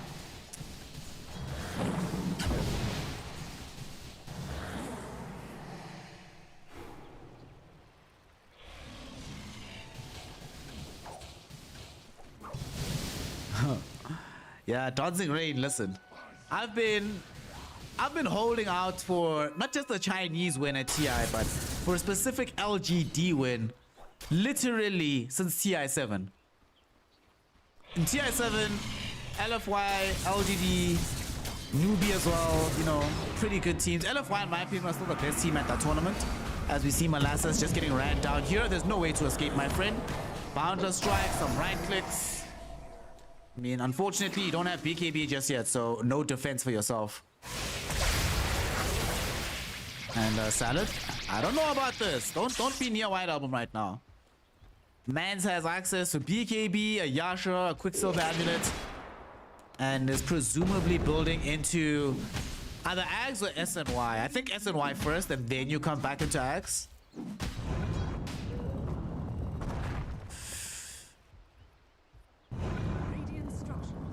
Ulu or Shiro, who's better to replace Ame? Oof. I might actually say neither, and I'll tell you why in a second, right after this fight. As White Album throws up top, coming across Kagome, PP will be able to activate the ghosts. They don't want to fight into this just yet, Aster.Aries. They don't have the full lineup here. Ulu is down bottom. He's not near the rest of the gang right now. He's concerned with other matters, and they're willing to wait out these ghosts. And he's not alone down bottom though. Oh, PP. Oh, wow. PP losing all of his health. There's going to be the ultimate from Red Panda with the Demonic Purge. They found the kill onto the Death Prophet. White Album also chasing forward. They don't manage to find this Morphling just yet, but Molasses might be in some danger. Shang-Chi trying to close the gap. Does have Doom. Doesn't seem to need it as the right click from White Album, having stolen away 76 damage, enables him to pick up the Bloodseeker as well. Kagome forced to flee This Morphling cannot really contribute any more to this fight. And now White Album not only participating in those kills, taking the tier 1 tower middle as well, opening up the map for Aster.Aries. And the best part is, Ulu didn't even need to be involved. Got to stay farming down bottom for himself, enjoying life. Everything is looking good right now for Aster.Aries. And in fact, here comes White Album. Okay. Oh, Jireen. No! You stole my thunder, Jireen. You stole my thunder. I was gonna say, for me, the two really up-and-coming carry players in China right now are Kaikyo from Shenzhen and Lu from YTP Gaming. Those are the guys that I'm like, those guys are really, really good. And you see a fight breaking out, nice TP out here from Aster.Aries. TK doesn't have that same option, but the BKB TP from Razor will certainly be on. Okay, they only lose TK there, despite chasing LBZS all across the map. Only losing one hero. And the scary thing is, again, Ulu's not involved in any of this. Ulu's been chilling. Look where Ulu's at. Ulu's still chilling bottom. Happily farming out this jungle. Making sure that his team, once they get a tier 2 tower, can easily control this outpost. If there's any hero that shows up to the side of the map, he can try to solo kill them, as he's gonna go out to PP. Wukong's is out, Primal Spring, Boundless Strike is out. They force out the BKB charge. And he's cool, he's happy. He's like, oh wait, bro, I forced a BKB out of you. I'll take it. Wukong's will come back in 90 seconds. But when the BKB comes back for you, now you're down to a 7-second charge on PP. And I still get to stick around in this lane, forcing heroes to have to respond, show up, defend this part of the map. Aster.Aries really are punishing this Bloodseeker pick, and now they found Kagome. They don't have the Doom here though, so he can waveform away. Has been demonic purged, so definitely doesn't want to stick around for the engagement. Salad. Salad? Salad? Salad? Used up, can't roll away, will find himself definitely dying here. That was way too cocky from the Earth Spirit.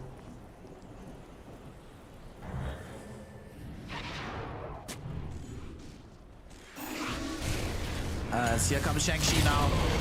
Will he be able to get the Doom out onto the right target? He finds PP with this. Will still die towards these ghosts and right clicks from Molasses, but they certainly take PP with him as Ulu claims the life of this Death Prophet. And they just TP out with White Album. As soon as Kagame shows up, they just pop BKBs and they're out. And now suddenly their double buybacks on LBZS go nowhere. Both supports thought they'd be needed for the fight. Instead, all they can do is watch these heroes flee in front of their faces. No counterplay available. Dude, I desperately want Ame to win a TI. Very desperately. He's come so close so many times. It's the saddest story in the world.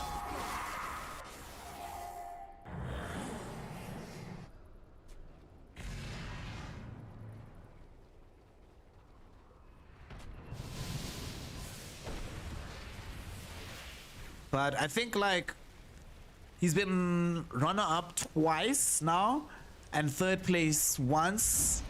Yo, it's hard to imagine you win TI after all of that.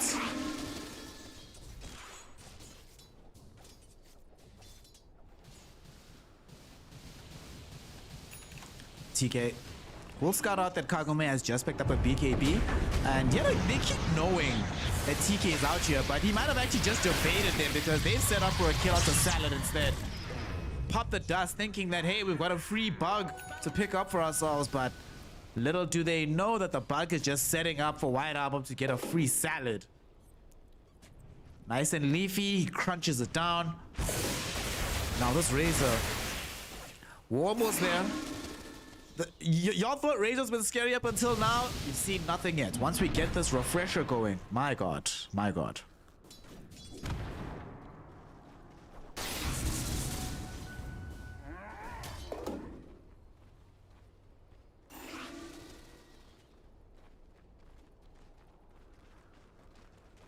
Dude, players like Ame, Burning, these carry players in China are, in my mind, one of the reasons why TI sucks. In that they're not gonna be remembered for how great they were, like, despite never winning TI, you know. A lot of people are gonna remember them for choking at TIs rather than just how obnoxiously good they were all other times. As we see Ulu, he has a double damage rune, so PP needs to watch out. Look at the right-click damage. Woo! There used to be a Death Prophet there. Now she's gone. And with Red Panda, Disruption out onto this Morphling, they force Kagome to waveform away.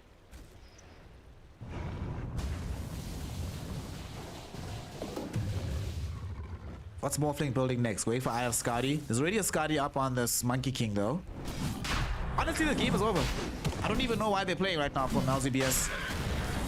They should just call GG. Like, come for this last fight maybe and then call GG afterwards, but this game isn't winnable anymore. Sadly, this hasn't worked out. This Bloodseeker has done literally nothing for their team.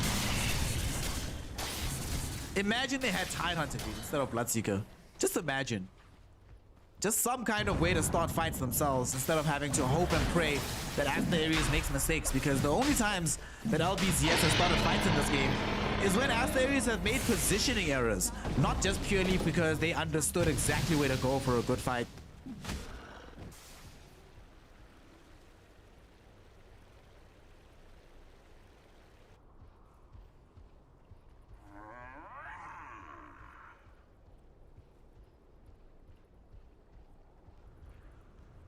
I do think that PSG LGD team has been, in the last like 2-3 years, the only other teams when they're at their maximum, right? Because I don't think, actually in the finals, I actually don't think that PSG LGD played their best. I think they looked stronger in like the winner bracket finals and on the other parts of the playoffs relative to the grand finals.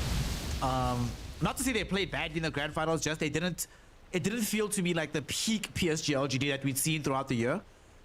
And that peak PSG LGD, honestly, the only teams in like the last few years of Dota history that could even come close is like peak VP, peak Team Spirit, that like 2016 Secret, sorry, that crazy one, 2016, 2015. You know, y'all know the team I'm talking about, the one that was winning like everything. As we see Ulu with the Doom out onto Kagome. This time around, they catch him without the Linkens being able to protect him, and they easily claim the kill. Shang-Chi also blinks onto PP. PP's gonna die. Ghost active or not. And what's Bloodseeker doing?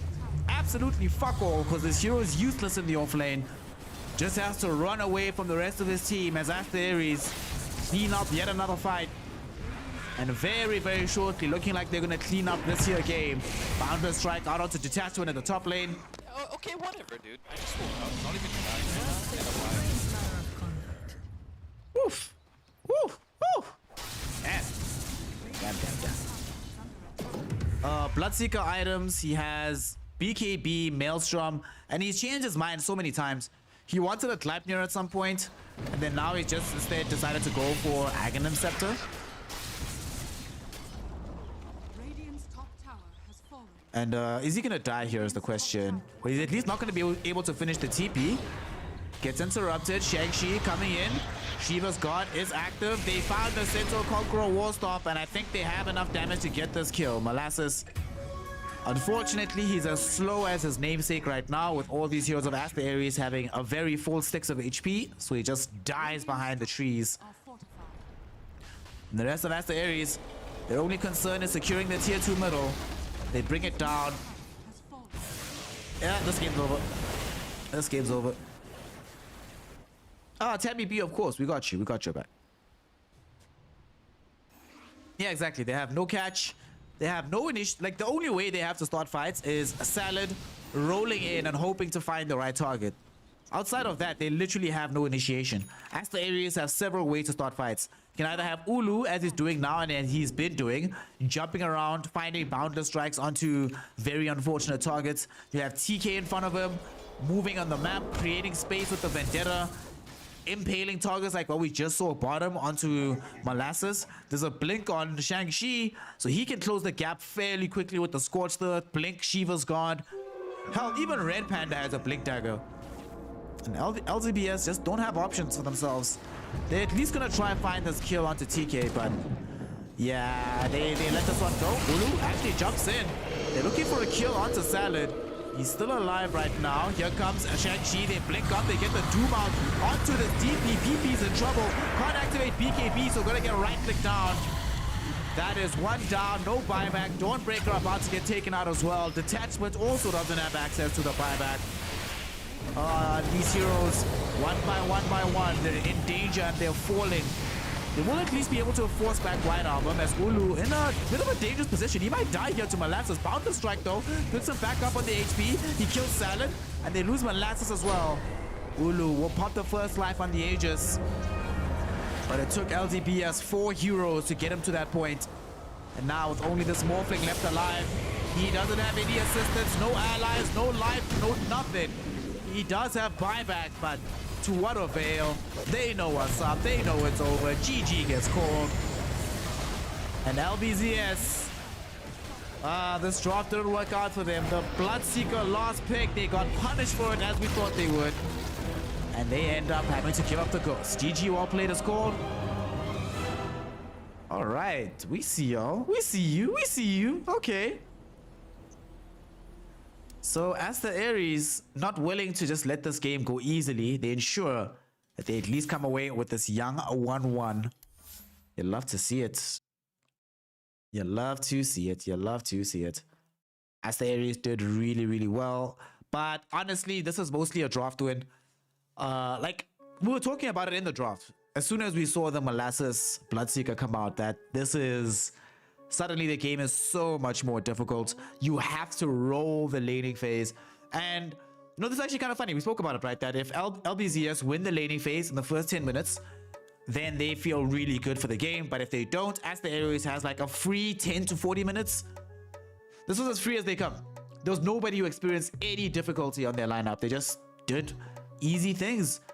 It was a very cohesive team victory, so it's hard to like isolate who necessarily did the best. But I must say, Shang-Chi, as much as, you know, I was praising the Morphling for being wise enough to rush Blink Dagger or Lincoln Seer in the event that Blink Dagger is being rushed by Doom. At the time, Doom had only queued up the BKB, but he recognized, he looked at this game and he's like, well, if I get BKB, it's going to be great. You know, there's a lot less they can do to me, yada yada. And we saw that he didn't die after getting the BKB, I don't think. Let's see.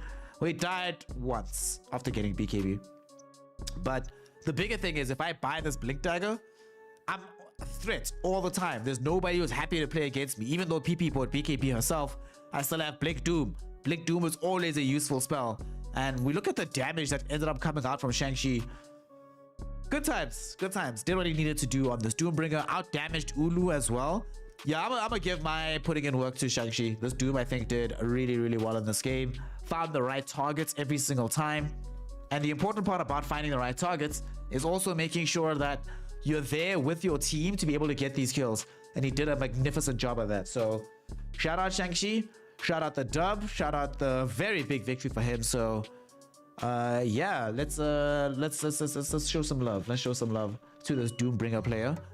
And now Aster.Aries, they still have a chance. LBZS wanted to give us some entertainment. Instead of just picking a good hero, they're like, we'll pick Bloodseeker at the end of the draft. End up losing the game, and now we have a finale.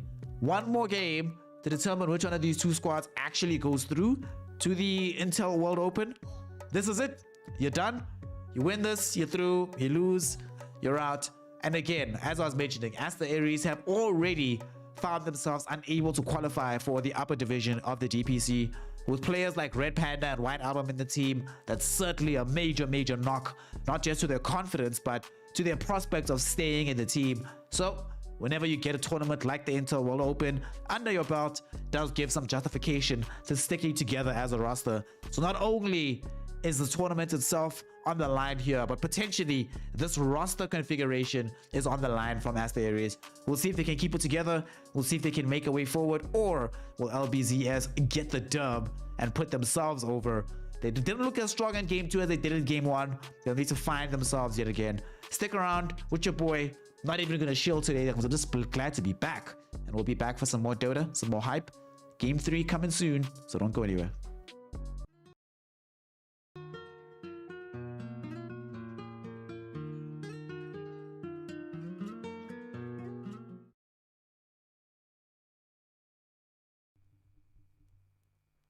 Once upon a time, there lived a man who lived on a planet called Planet Music.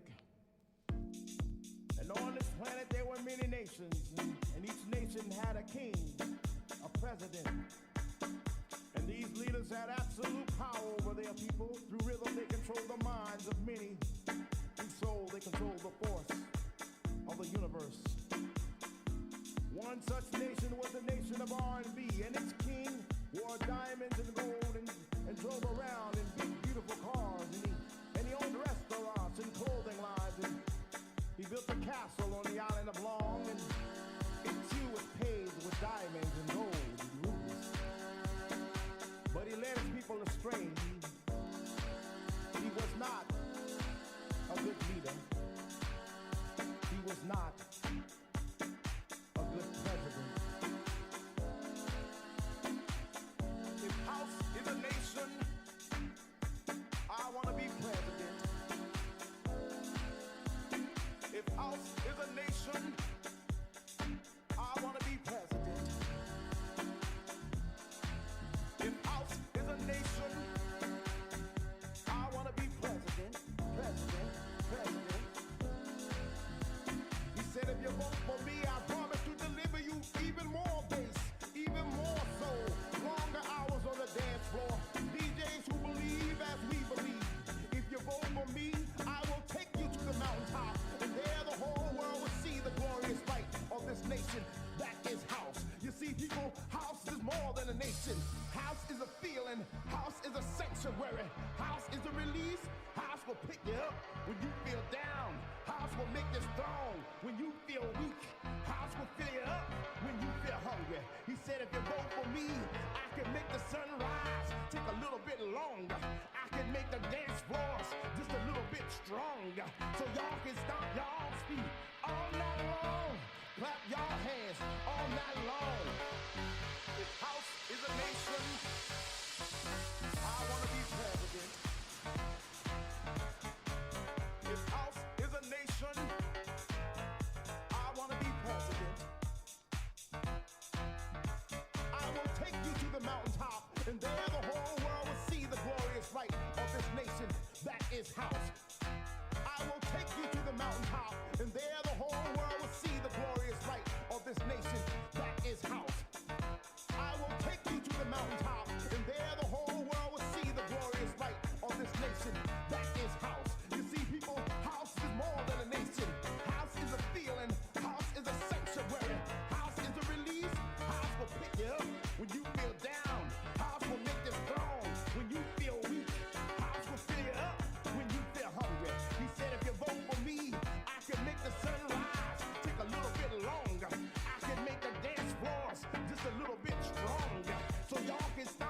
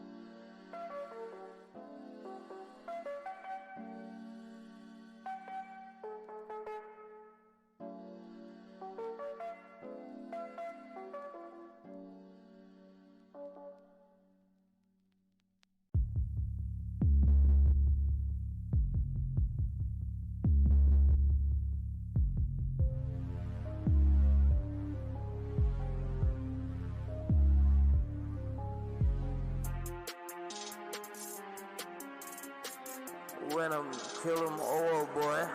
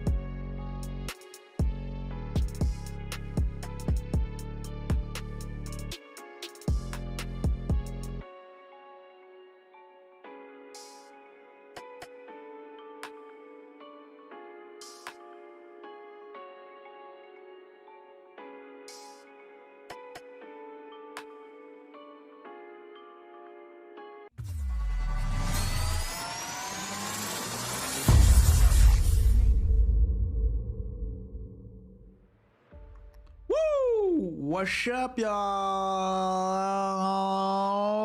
What's up? What's up? What's up? What's going on? We're back for game 3.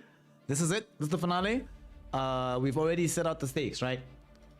One game. You win this, you're through to Intel World Open. Everything's Gucci. Life is good for you. You lose, and you're washed. No opportunity to get into the Intel World Open. No other way for you to find yourself playing at those tournaments. So you have to get yourself this year dub. Let's see if they've got what it takes as we're getting into the final draft here. LBZS playing on Dire side, Aster.Aries on the Radiant. I mentioned already at the beginning that I personally think that LBZS is a better team. So I think they are slightly favored. But after the game 2 performance, Aster.Aries definitely going to be feeding themselves. I don't like this though. They identify on LBZS that, well, let's not give White Album his razor. They give him Lina again. Now there is pressure on Ulu to play. He can't play Medusa. Can't play like a Drow. Can't play like some Spectre. Well, to be fair, Spectre sucks right now. Not the greatest. But you can't just play some hard farmer and hope that that's going to give you the dub that you need. You kind of need to play a more active hero whenever you're playing with a Lina in your team as well. But we'll see. We'll see. The one thing I really hope they don't do now, I hope that they give a hero to Shang-Chi that doesn't have as much pressure. Like, Don't give him Mars, dude. Give him Tidehunter or something. Pango's fine. Yeah, that's fine as well. It's a hero that... You know the thing with Mars? When you're the only initiator on your team with Mars, and you miss that spear, you just deflates. You're just like, oh, well, our team can't do shit right now, can they? But if it's our boy Pango here, got a lot of disruption in the middle of the fight. We have a lot of ways to interrupt the Fiend's grip now from Bane as well, from far away. Alright, now we're out here. Hey, young Googly. What's up, OG? How's it going? How's it going, Googly? How's it going, fam?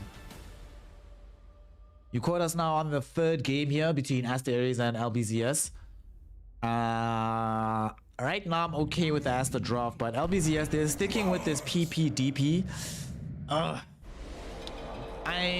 not sure if it comes across, but I'm actually not a fan of Mars right now in the meta. There's only 3 times I'm a fan of Mars. If it's picked with the Snapfire, if it's picked with the Dank Willow, or if it's just not picked, then you go for something else that's better. Then I'm happy. But real talk though, I feel like Mars just requires so much in the current meta to be effective as a hero. I'm just not a fan, personally. There's a lot of setup in this game thanks to the Bane as well.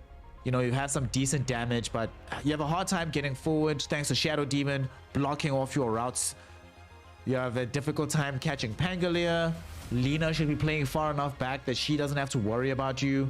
Now suddenly LBZS are concerned, right? If they don't get a good arena, how do they lock you down for the Wukong's command from the Monkey King? Very little catch against the Queen of Pain as well with Mars. As Queen of Pain, you should never get caught by Mars. Like, it should happen so infrequently. Unless you're getting set up on by Bane or something. It should just not happen. I'm imagining that this game, Queen of Pain is going to build either Yules or BKB very early on to try and help deal with the silence as well from DP.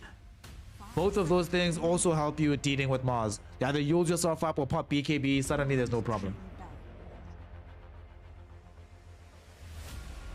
Certified DRM. Yeah. Unfortunately, fam, I'm not the official cast right now. I'm not the official stream, so yeah, I'm not gonna be. We're just watching off of Dota TV. Listen, fam, if you wanna see me, if you wanna see us do the cast right on time, exactly how the games are going, you know, join us for the DPC games. Those happen perfectly on time. Sadly, not on this channel though, because I don't own that property. I don't own that IP, but it is what it is. Oh, and by the way, your predictions are up. Game 3 predictions, always hype. Let's see, what did Jireen put up for us? What do we have here?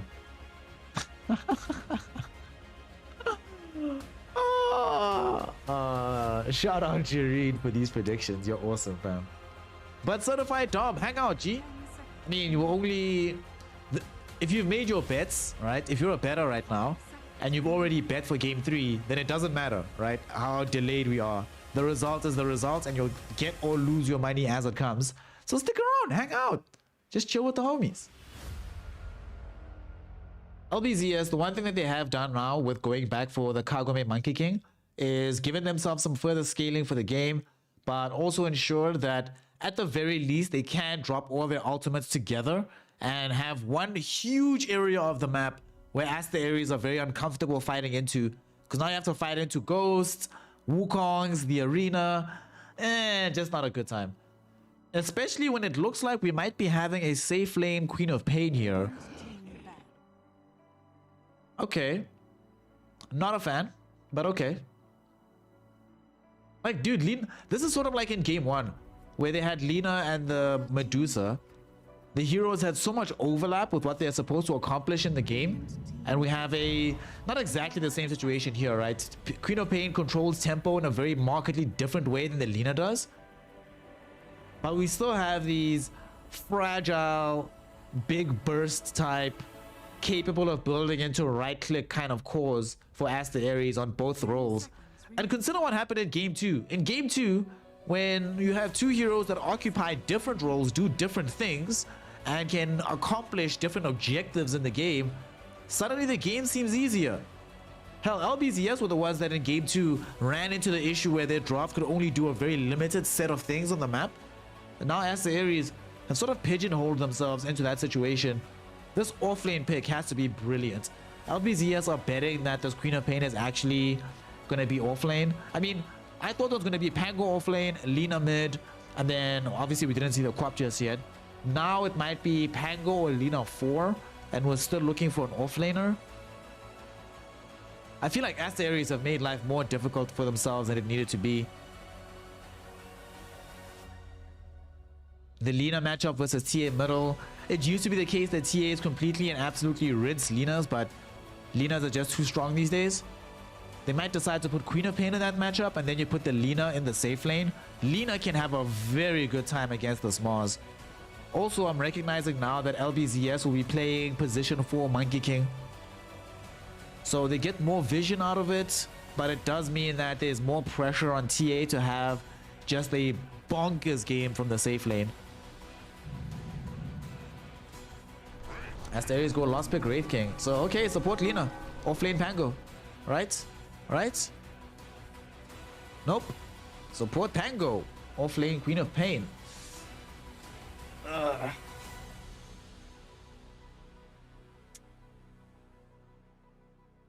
Not a fan. I'm not a fan of a lot of things in this draft, but I do like this last pick Wraith King. Having this Wraith King available, it feels like LBZS, especially with now the fact that they're playing this Death Prophet in the 5 position, 4 position Bane, they will have a difficult time killing Wraith King twice through both lives. Monkey King is one of the better heroes to do that though. I'm glad that they did decide to put Monkey King in the safe lane. You know, you would think that intuitively that, well, Wraith King jumps into Wukong's, fights against the monkey, dies, comes back, and by that time the duration of the Wukong's is gone. Monkey King can demolish Wraith Kings, provided that he has a good enough start, that the game is going well enough. Really can make Wraith King's life impossible. And every time the Wukong's is down, it's like, well, I'm dying twice inside of this, and there's not much I can do. And there's ways, of course, they have of keeping him inside that Wukong's. That being said, I actually am glad that the Wraith King being here breaks up a lot of the combo with a lot of these other spells. With support Death Prophet, each early activation of the Ghost is much more valuable than it would be otherwise. And that also means it's going to take a lot longer before they're fully ready to deal with Wraith King.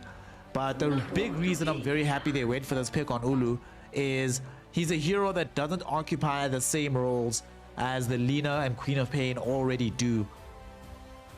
It is a bit regrettable that we're going to be having offlane Quap, but it's interesting because we have offlane Queen of Pain against Templar Assassin.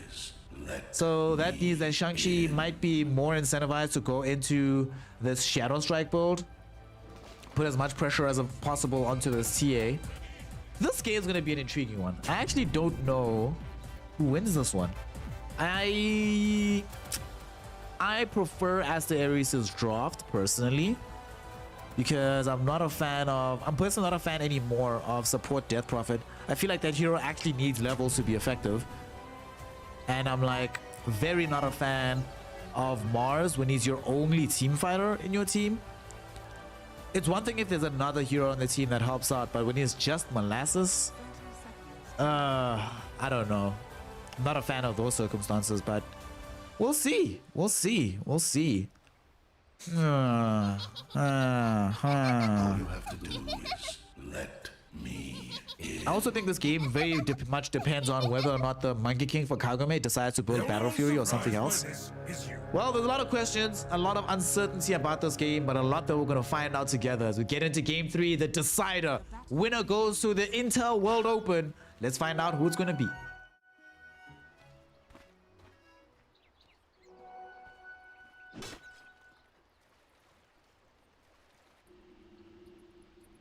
Let's see how this goes here. The circles, lol. The circles are very important. A lot of circles that LBZS can bring to the table here. And who remembers the bygone era where picking TA into Lina guaranteed you like a massive win against the Lina, because you can just protect yourself constantly with refraction. I mean, TAs still protect themselves with refractions, but I haven't been seeing Linas get completely ran over. However, PP Looks like he's set to try and change that particular dynamic here. Make Lina seem a little bit worse than she is right now, but I still think at the end of the day, this Lina's gonna be fine. And the safe lane though is where things will get really intriguing, and we'll see when the cameraman decides to go there. I do think another thing to take into account for this game is the fact that PP is most likely going to have to go for an earlier blink than he might like to, instead of just going like, I think he needs D-Lance definitely, but D-Lance directly into blink. I don't think there's any possibility of holding over for some Deso build-up. And we'll see if the team is going to be capable of getting the necessary stacks going so that this TA can fully accelerate. And we might actually have a battle here for first blood between White Album and PP. PP doesn't have refraction, nor is there mana right now for it. Bottling to get the necessary HP and mana. White Album's bottle has just arrived as well. Lina versus TA. Man, I really miss Lina's losing their laning phase, honestly. This is a bit much these days. And both teams will be able to get their water runes without much difficulty. So, very even mid lane matchup. Turning our attention towards bottom. Molasses will find himself on the receiving end of quite a bit of harassment down bottom. It's one of those lanes Ulu has literally no fear. Playing the Wraith King in that situation.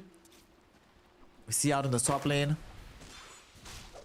DP, I cannot tell you how much a non-fan I am of the support Death Prophet right now.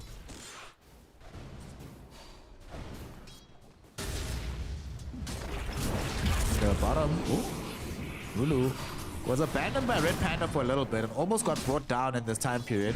Salad tanking some right clicks back in the opposite direction from Red Panda and some of these illusions created by the disruption. Oh yeah, by the way, y'all, predictions are still up. The OG Jureen has opened them to allow you to have your say. Let us know who you think is going to get the dub on this one. Who you think is going to the Intel World Open. Is it Aster.Aries on the back of this White Album Lina, or will PP win this mid lane matchup and turn this into an overall victory for his team?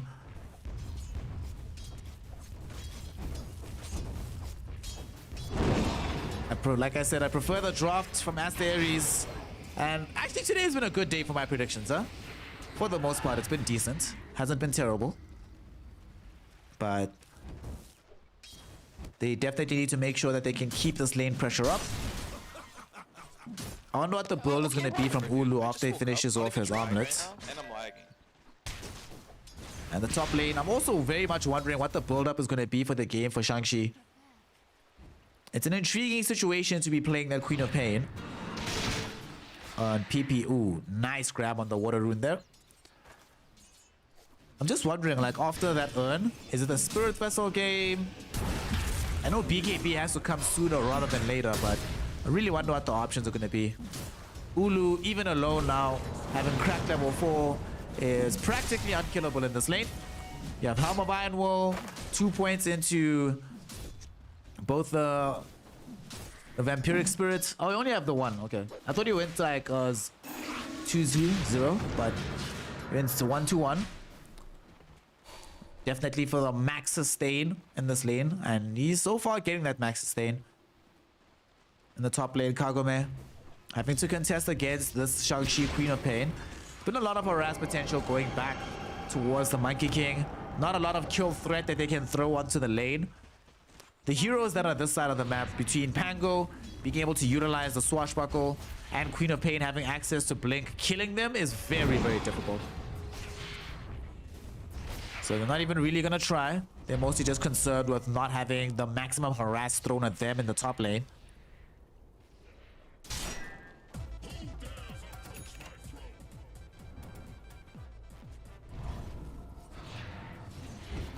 Shang-Chi being left alone in the top lane now as TK will make his way towards this mid lane. As they immediately just pop the refraction. That is one thing that they do have in spades on the side of Aster.Aries. Ways to get rid of the protective shield that the refraction offers. They can do it all day, every day. Woo! Detachment I hope that sentry ward was worth it, my friend. Might end up losing your life, but doesn't end up dying. White Album can't really close the gap with the Dragon Slave, so Detachment will walk away alive. That's pretty great. You waste the usage of the Laguna, you still get to maintain your block onto this camp, and you get away. Life is good, life is nice. And whilst we're paused, everybody, 90 seconds. Predictions closing soon. Make them now. So many of y'all believe in the power, in the strength, in the fullness of this TA, this Lina versus TA, but put some respect onto this LBS draft.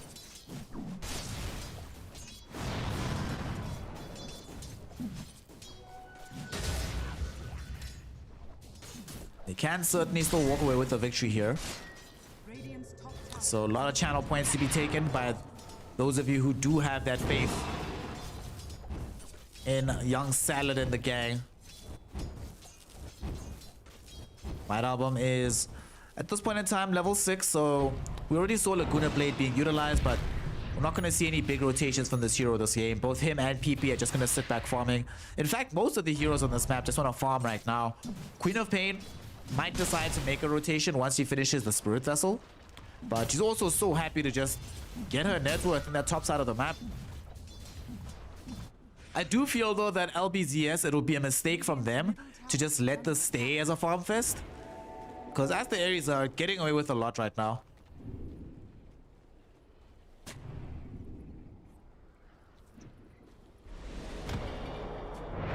Kagome gonna just come in and find this D-Ward.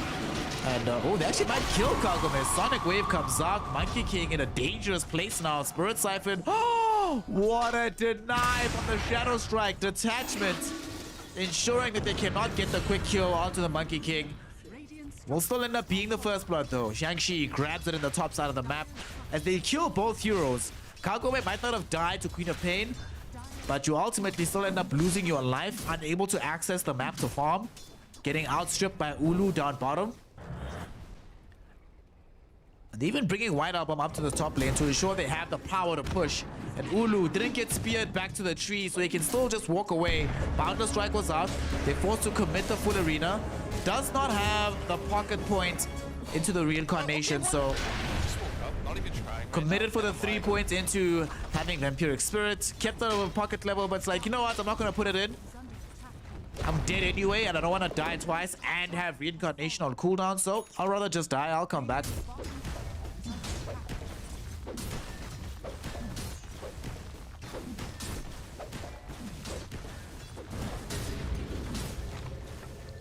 And now he's back. Can't decide if he gets gone on again to go into reincarnation, and he might be forced to. Kagome thinking about triggering the Wukong's, not gonna go for it just yet. And Ulu patient enough not to commit immediately into reincarnation. I mean, he does have armlet now in this lane, so feeling a lot more safe than he would have been otherwise.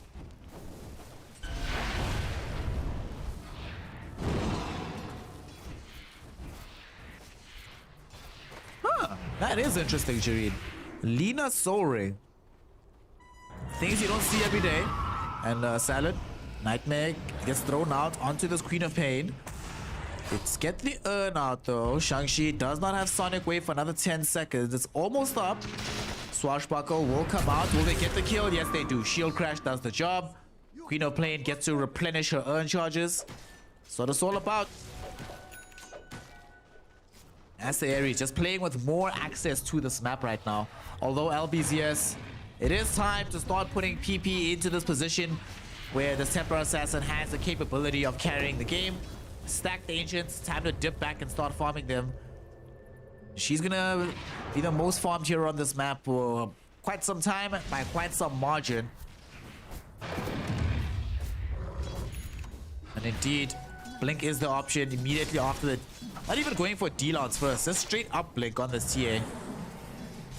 I would have preferred another item before the Blink. You know, I don't think it was that big a deal that you had to rush it, but certainly can respect that they recognize how difficult it will be for them to take fights if they wait too long for this Blink Tiger to arrive from PP.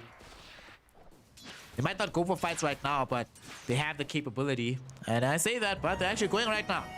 Molasses and Salad roaming towards the top lane. They know that Ulu is occupying certain parts of this map here. But he's not an easy kill by any stretch of the imagination, even having all three of these heroes. They get the arena, but Molasses can't find the catch. Straight King will be fine. Just skirts himself away. And everything is cool. Very problematic. And now they know that they are heroes lacking from bottom. So Kagome has to run away. He actually might die here. Kagome, no! Kagome, no! Why? Why would you do that? Why would you TP out in front of a Queen of Pain? Oh no, Kagome. Oh no, why did he do that?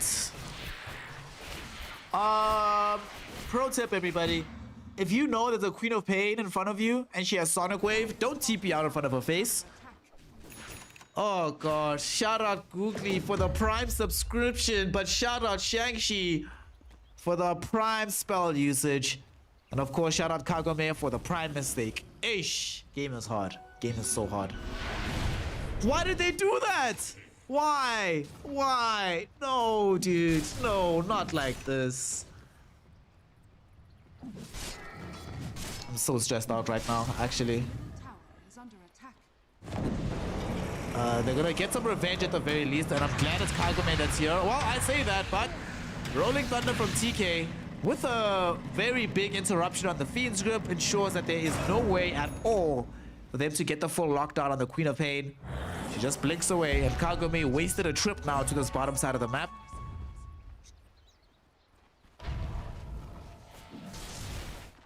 Oh boy.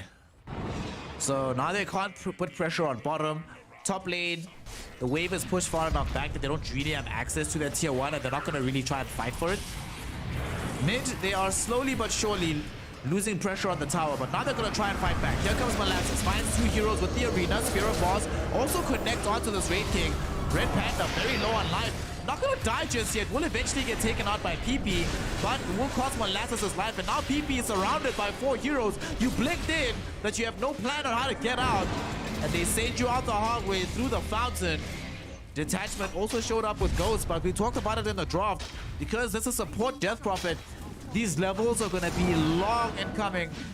So you can't do as much on the map with this hero when she's playing with just 1 point Exorcism, 2 points Crypt Swarm, 2 point Spirit Siphon. This is not a fight you're scared of. She barely deals any damage. They end up losing her as well as a TA, and now they're going to lose Monkey King down bottom. Radiant's top Oh no. tower is under attack. Oh no. Oh no.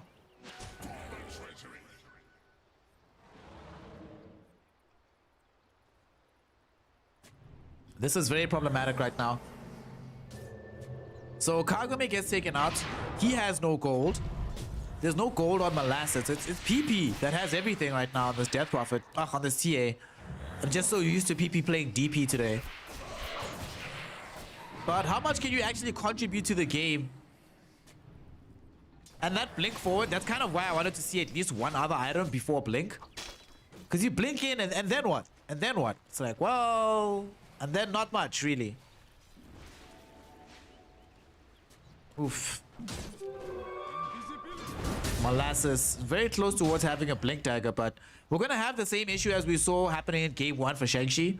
You'll get this blink, you'll pop arena, and then what? You don't have damage. They don't build anything to help you in that regard. Have a little bit of survivability with this Ring of Health, but now he's about to die, so this blink dagger is going to get reduced or delayed even further. Molasses, unfortunately, was 48 gold away, and now he's more than that. Now he's more than that. Radiant's middle tower is under attack. Oof, oof, oof, oof, oof. We're gonna try to defend this tier 1 tower here for Aster.Aries, and oh, look who they find. They found Salad. Kagome throws out the Wukongs, and they get a Queen's Grip, but it gets disrupted, and the Laguna Blade through Salad. White Album makes sure that there is no Bane Elemental here. Now they're trying to flee from Ulu, who's shown up to this fight. They're fighting through the Wukong, searching for PP, and with the right clicks of Ulu and White Album, this TA is definitely going to be down for the count. Dragon Slave finishes her off. Detachment does manage to find a double kill here, and they've got some decent numbers out of this fight here for LBZS. Who else do they find? Detachment, hoping that these ghosts can do work against Ulu, who manages to dodge the Spear of Mars. And LBZS, they want more, but they'll decide against the chase. Both sides will allow the fight to have taken place as it does.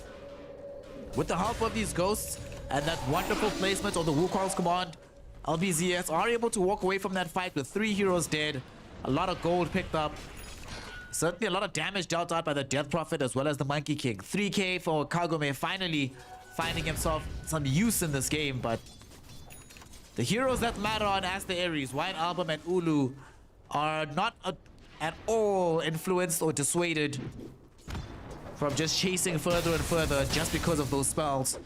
They started to get scary. The fact that they could run through the Wukongs to go and kill PP, that is a problem. Like, your win condition hero dying like that doesn't make you feel good about the game.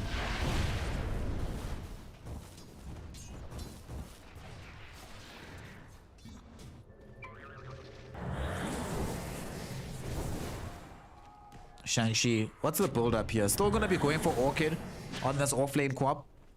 So despite the fact that it is a somewhat atypical build on the hero, still gonna have the premier items that she needs to feel really strong.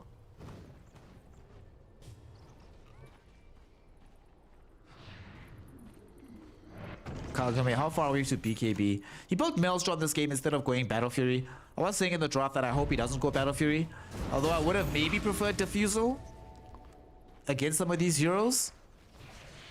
That being said, if he goes Diffusal, then maybe he doesn't farm as quickly. That being said as well, he's not farming at all right now, so there might be a moot point in the grand scheme of things. We'll see what space can be created here by LBZS as they have smoked up Molasses with the 2 supports. They want to reveal the Blink Dagger on the Smars. Will they be able to find the Queen of Pain? They come across her, but she blinks away in time. Salad, even with the Tumbler's Toy, cannot close the gap in time for a Fiend's Grip, so easy escape.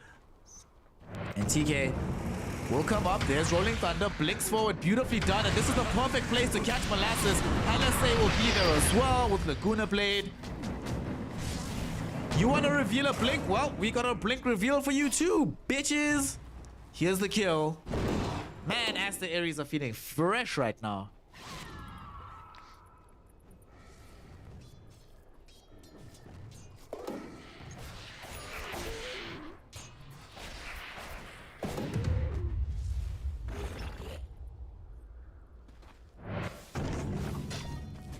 LBZS are just...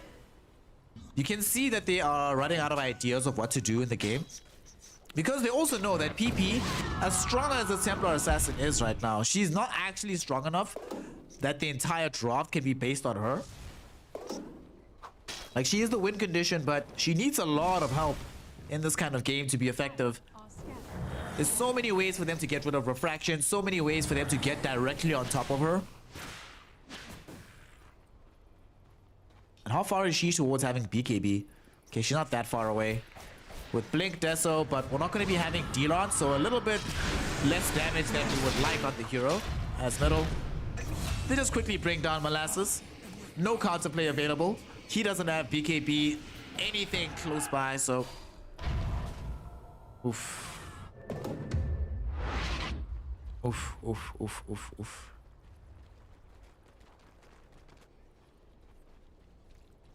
Okay. For LBZS, some difficult questions need to be asked about them. How on earth do we get back into this? The BKBs will help, of course, but it feels like only step 1 of 1,000. What will help is Salad breaking smoke gangs for his team. You know, will die, but you're playing Bane. You're very happy to give up your life for the cause. PP gets to TP down bottom and keep the farm train going on this side of the map. Having BKB right around the corner. 2 more creeps will do it. But now suddenly they have the tier 2 open in the top lane for them to farm up. You take the tower, it opens up the outpost. And Ulu is getting a very, very big. And the problem with Ulu is that after you get BKB, and it looks like he wants to pull Silver Edge in this game, LBZS actually don't really have much to hurt a Wraith King. Because of how far away Kagome is from having any big damage items, he's not actually a threat to this Wraith King. And because he doesn't have either Battle Fury to keep pace with the Wraith King's farm, or Diffuse to threaten him directly through Wukongs, Wraith King can just ignore him every fight and just go straight for PP.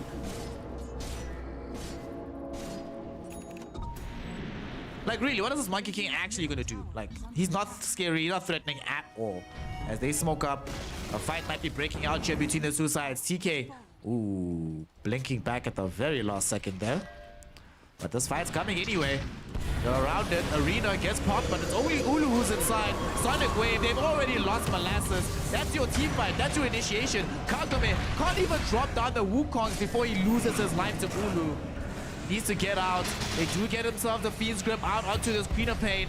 So they've got something for themselves. Red Panda, though, won't be able to save the life of TK. It's a 2 for 2 so far. Detachment being chased around by Ulu. Will he survive this? He will not, but they also got Red Panda on the other side of the fight. Ulu, will he be able to find revenge for his compatriots? No, he can't. He dies too. It's only White Album that stays alive throughout all of this. And somehow, someway, LBZS, they force the fight to be split in several different directions. And they end up being able to clean it all up. Ulu spent so much time chasing Detachment that he wasn't hitting anybody else. And he did a lot of damage onto Kagome, onto Molasses, but as soon as he is taken away from the fight... Like, wait, was White Album just not there? Where the hell was White Album at? Mate, your team needed you. They needed you.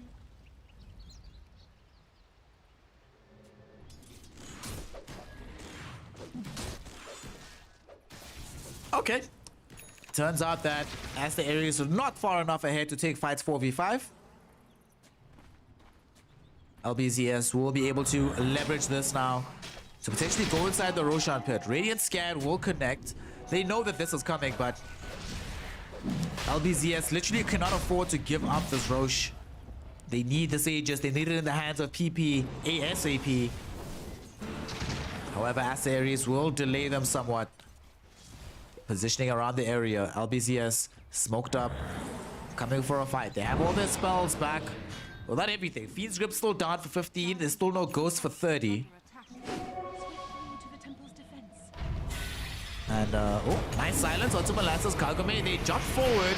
The disruption was there. Red Panda saves himself for now, but will eat an arena and die. Buys back instantly, though, as Ulu might have found PP here. The BKB will dodge the LSA coming in from White Album. As Fiend's Grip from Salad out onto TK, but the Sonic Wave kills the Bane, so there is no more grip available. Now with the silence back onto Molasses, we might have a dead Mars. Ulu also finds the Death Prophet. She's gonna lose her life as well.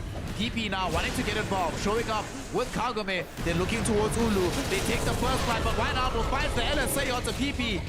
They've killed the TA. They immediately eviscerate the Monkey King as well. And this time, Aster.Aries, they go 5 versus 5, and LBZS have no way to fight them. They lose everybody. Sadly, they went into that fight without ghosts. Turns out they needed the damage. Turns out Aster.Aries will win the fight, and now the Poi will king the big man, the Aegis, and the Aghanim Shard, wasn't it? Is that Roche number 1 or number 2? It's number 1. It's number 1. It's number 1.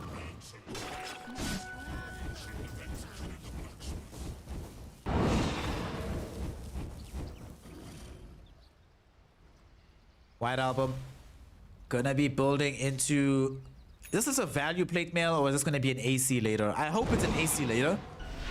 But for now, it's just gonna be a value plate mail into Skadi.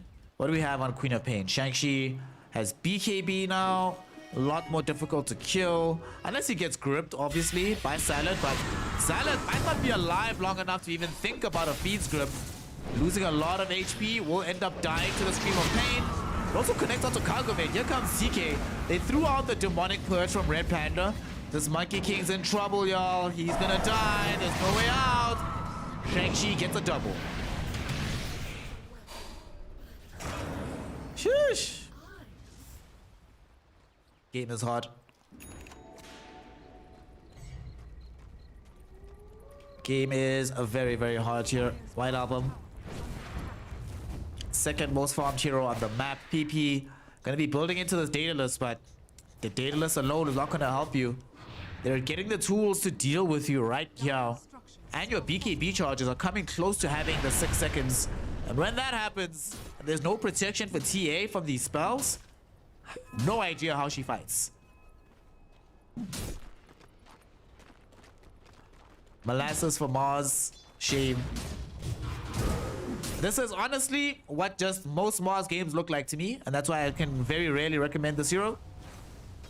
Literally doing nothing anymore. Jumps in with Arena and dies. That's like his contribution to these fights. This Monkey King doesn't really have any farm either. He had to go BKB before going for the Skadi, so literally does not deal damage. Like, he's actually not a threat in these fights. PP is the only one that they're concerned about. And increasingly, they're getting to a point where even PP is no longer that much of a concern for them.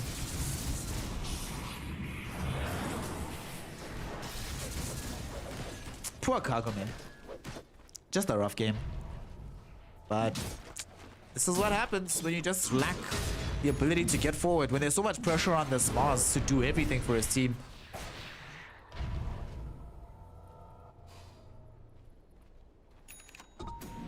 Wraith King now has BKB.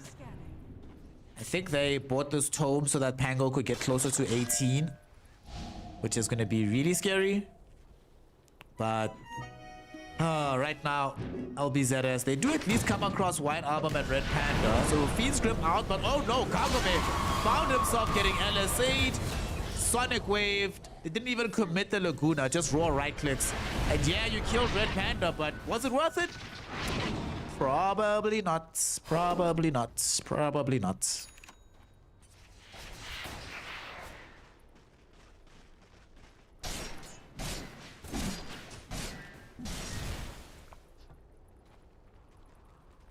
This is so painful to watch, honestly.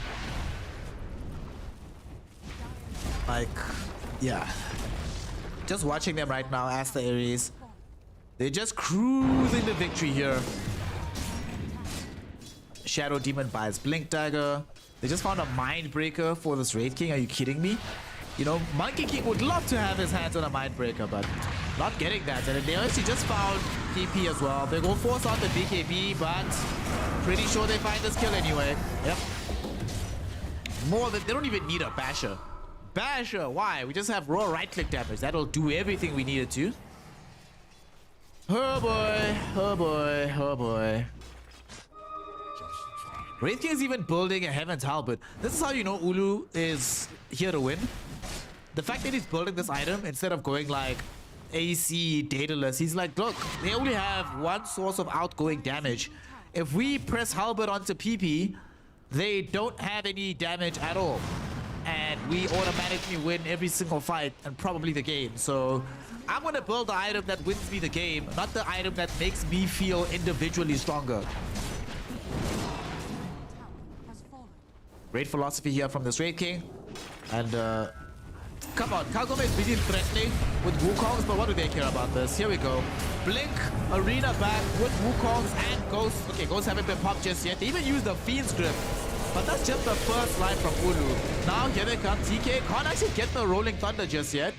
But all they do is just blink out on Wraith King. Okay, we're gonna wait for Ghosts. And they brought back on TA. Oof. Oof, oof, oof. That is game losing. Well, the game was already lost, but that's like extra game losing right now. No buyback on the Templar Assassin. They at the very least have buyback on everybody else, but oof. They know that this push is coming. It's coming soon. The Aegis did expire from Aster.Aries, but now they know they're not playing. There's no Ghosts, there's no Wukongs, there's no Arena, there's no Fiend's Grip. And they still have all their ultimates on the side of Aster.Aries. Nonetheless, they do still decide to play it safe. They go bottom to make sure that this lane is pushed completely out. LBZS will take the opportunity now with this meager amount of space to smoke out. Red Panda's been left behind as a scout for this exact maneuver happening. And they can catch practically nobody.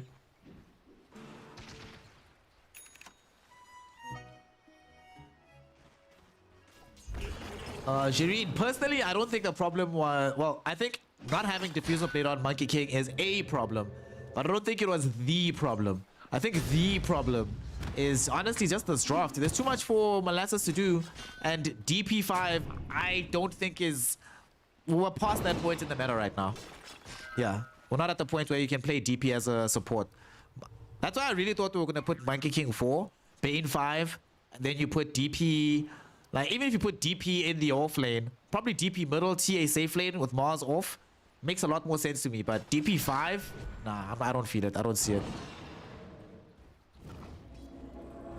Hasn't really gotten them anything in this game. It's not like support Monkey King, which can at least still get you some vision scouting, you know, find you opportunity to use Boundless Strike. In this game, also, Kagome might as well have been a support for all that he's been able to do for his team. He has no survivability. He's died 7 times. Each time a fight breaks out, he's one of the first targets who has to either run away or just lose his life. Just hasn't worked out. Boundless Strike, dodged away by the blink. White Album will miss with the LSA as well. And okay, a little bit of a misclick there with the BKB active. TK trying to roll back in, and they isolate and find PP here. They force a BKB from Kagome. Beats grip out onto TK. Does enable them to at least get that kill onto the Pango. Mars with the arena finds Ulu. Red Panda will be able to save himself with the disruption. However, Ulu, not the target you can stand on. They just get the quick kill onto detachment instead. TK brought back as well. Why did he buy back? Dude, your team was fine. Like, your team was really fine, dude. They didn't need that buyback. This might be an opportunity for LBZS, because if they can kill TK again, suddenly that's a hero in the grave without buyback and a lot more time that you can spend on the map having the numerical advantage.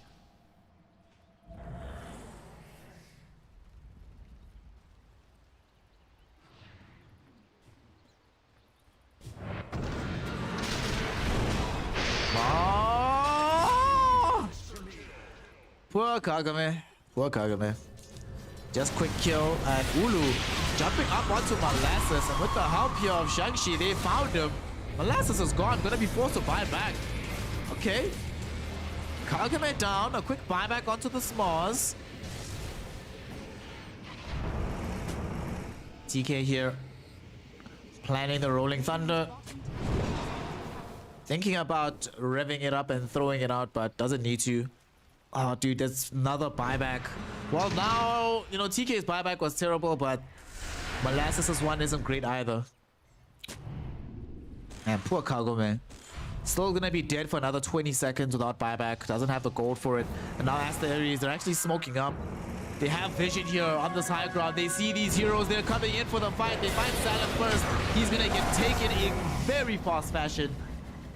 Will they be able to escape? LBZS, they did find the D-ward though on the way out. So they know exactly how Aster.Aries had their vision there. Unfortunately, that knowledge does not come in time to save the life of Bane. The Salad will go down. Aster.Aries now can dip into the Roshan pit. The big man is online now.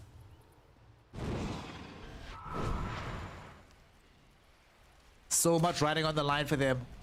If this team can win this, they not only go to the Intel World Open, but they suddenly find a reason to stick together as a squad. It's a big deal when you have names like Red Panda and White Album on the team sheet. If you can't play upper division Dota, where else will they play where the world can see them? The Intel World Open will present that opportunity. And LBZS, they know how close they are to losing. They can probably sense that they have that 5% win probability. Will this smoke go in their favor? It's too late. They can't save the Roche. Nor can they even get the quick kill onto Shang-Chi. Disruption will save him. Mars got the arena out, but he's gonna die very quickly here. TK rolling through everybody as Shang-Chi also on the back of the fight, looking for the Bane kill. Sonic Wave float back onto PP. There's a Wukong, but they don't care about it. They just eviscerate PP inside of it.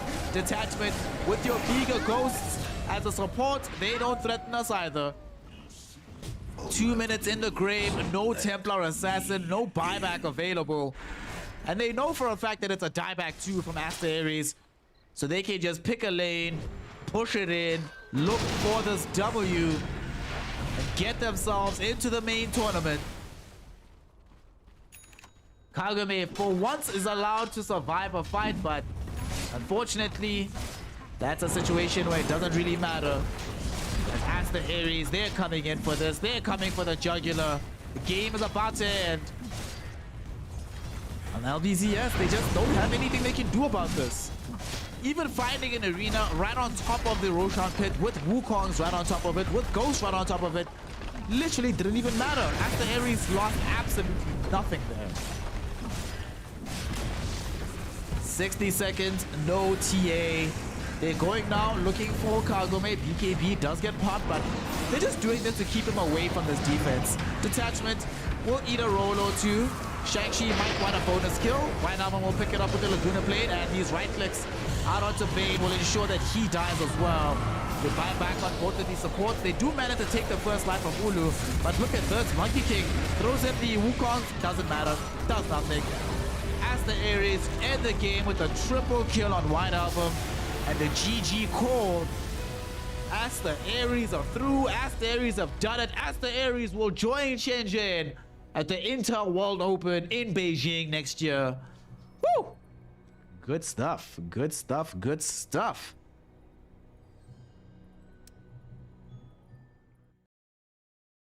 Not necessarily surprising stuff, though. Draft was kind of trash from LBZS.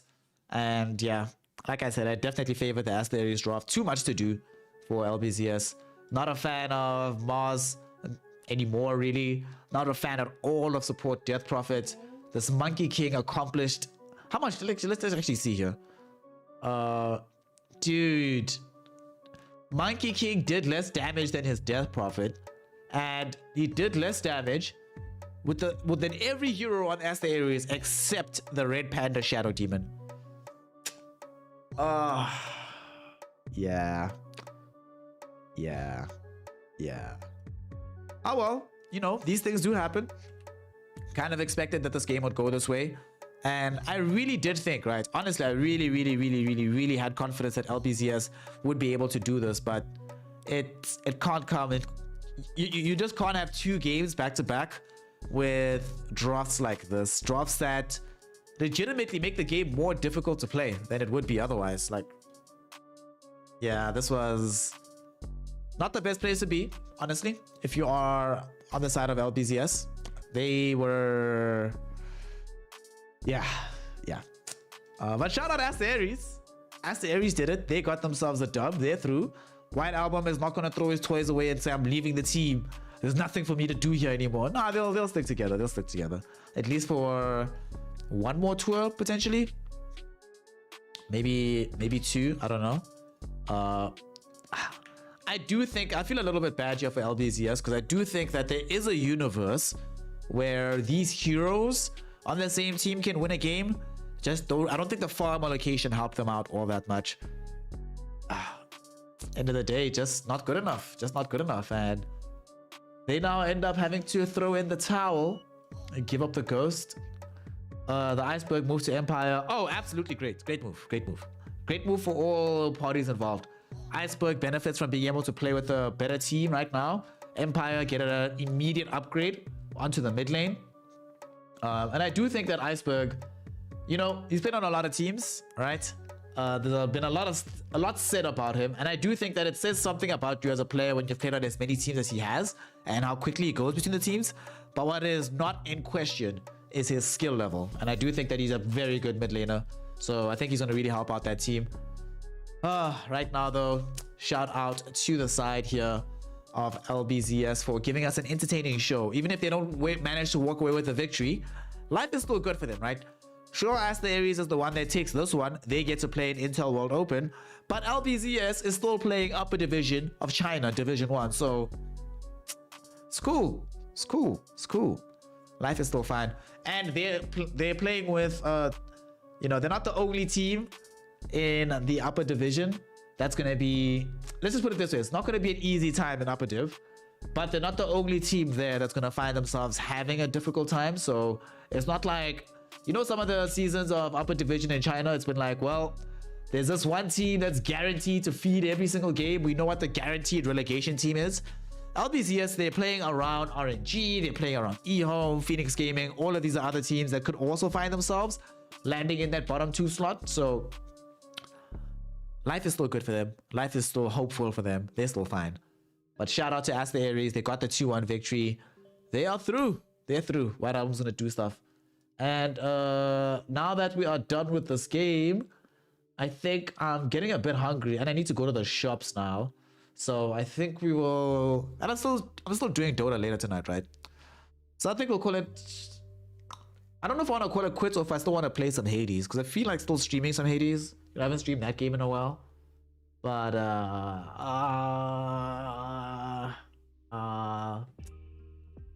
let's see. Let me go to the shops. We'll see how it goes. We'll leave. Here's what we'll do, right? We'll leave the stream running until I come back, and then I'll see how I feel, right? I'll see how I feel. So that's probably gonna be another 20 minutes only. So yeah, in the meantime, go take a walk, y'all. Well, actually, before I do the outro, yo, it's been a long time since I've been back on stream, right? Very long time. I haven't had internet at this new place. It's just been, shit's been rough, but y'all pulled through almost immediately. You know, Shireen, Googly, Johnny, Sandy, Cutie, like well, practically instantly, y'all were out here, you know. I'll let y'all know I was talking to the homeboy earlier today. I was talking to the Jägermeister, and he's still out here in the cut, you know. Life is still not treating him 100%, but he's still out here, you know. So the community is still out here, and I really appreciate this, y'all. I really appreciate this. Like y'all have backed a homie for a minute. Y'all have like spent time, money, energy, attention. Really have done the most and have made all of this entire journey or whatever has been buck and useful and fun, and I keep coming back to it because of y'all. Like, yeah, I really appreciate it. I really appreciate it. Shout out to y'all. The stream's been down for a minute, but we will not let it stay down forever. We're gonna come back in the cut. And yeah, like I said, I need to go to the shops. Specifically, I need to get to the liquor store before they close. Oh yeah, absolutely. Ghost Proxy, who's at work right now, but shout out to UOG. Let me actually tell y'all how cool Ghost Proxy is, right? So Ghost Proxy is a Tekken player, and I met up with him, was it last weekend? I meet him up, I'm like, hey fam, there's a Tekken tournament here. I see Ghost Proxy, you know, we're hanging out, we're shooting this shit, and Ghost Proxy says to me, he's like, listen dude, I don't get Dota. I don't understand anything about Dota, right? But when I see you stream Dota, I just like seeing you and like hearing you have fun. So I come through just to hang out with you, fam. And I was like, that's some real homie type shit. Like, where it's things you don't even care about, but you're just there to support. So double shout out to Ghost Proxy. Not just for hanging out, not just for being a pog, but also for handing out those subscriptions. So Ghost Proxy, my G, my man. And yes, I do have South American DPC. I'm doing the panel tonight in the upper division.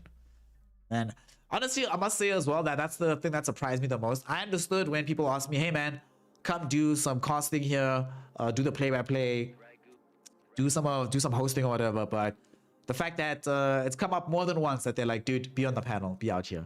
It's been pretty nice. It's been pretty nice. You know, sometimes you feel when you're solo casting that the conversation you have with yourself for the analytical portions is just there to fill time and be fluff.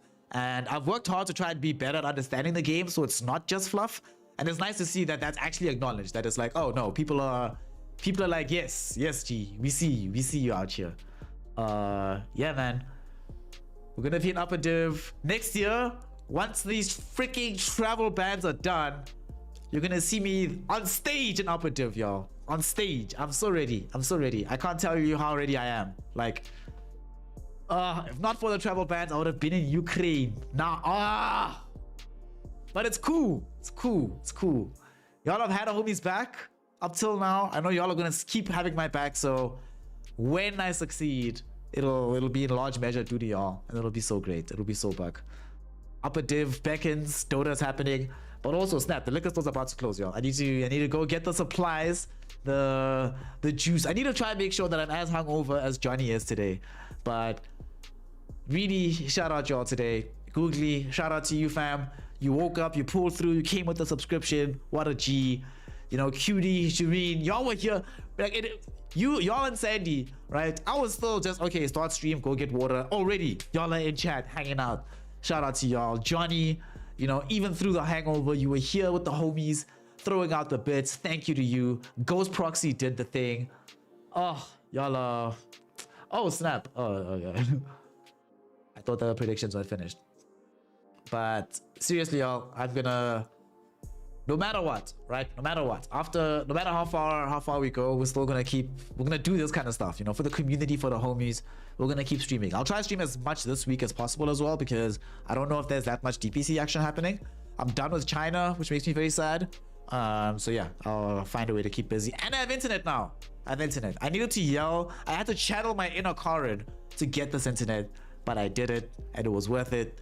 We did some Dota, we did Aster.Aries, and yeah, y'all. Yeah, that's it for today. At least for now. I'll see how I feel once I come back from home. But my God, yo, guys, Team Spirit's playing Team Secret tonight in Dota Pit. Oh no, while I'm on the panel for South America. Oh no, oh no.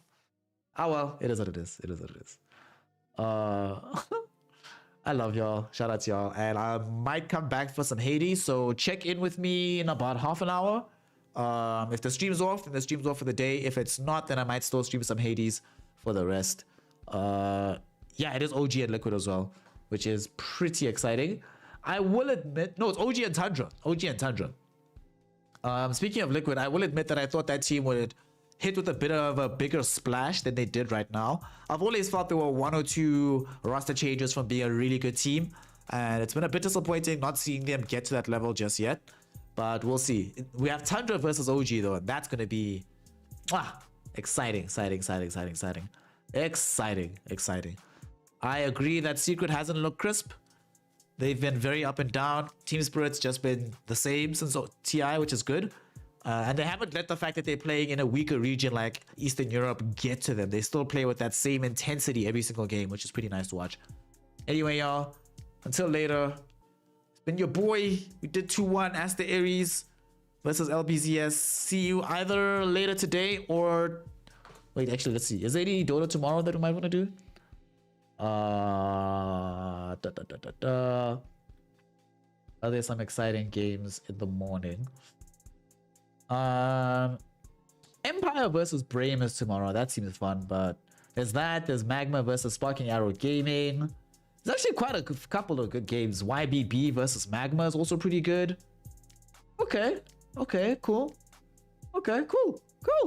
Then either see you later or see you tomorrow. Love y'all. Peace shoot. And until the next time that we do Dotes. Oh, since we're closing out, make sure that if you haven't already, make sure to follow. But I doubt y'all wouldn't have done that. You know, Googly as well as Young Ghost Proxy already did so many subscriptions today that there's no point chilling for that. And the only thing I ask for now is holler at someone in your life that you love. Let them know you love them. Get some water. And I'll see you later. Bye.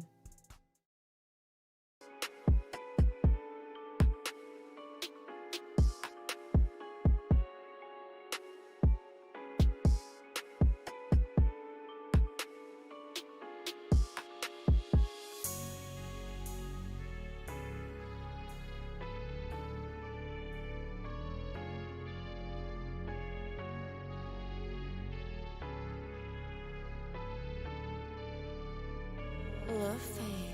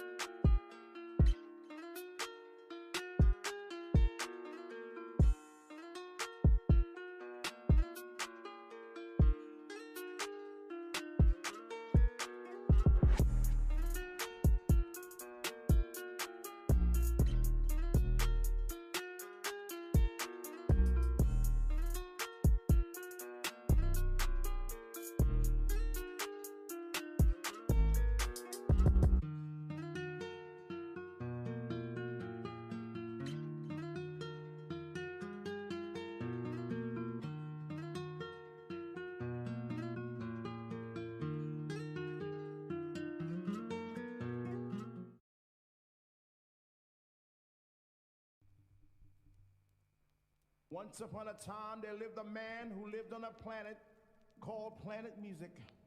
And on this planet, there were many nations, and each nation had a king, a president.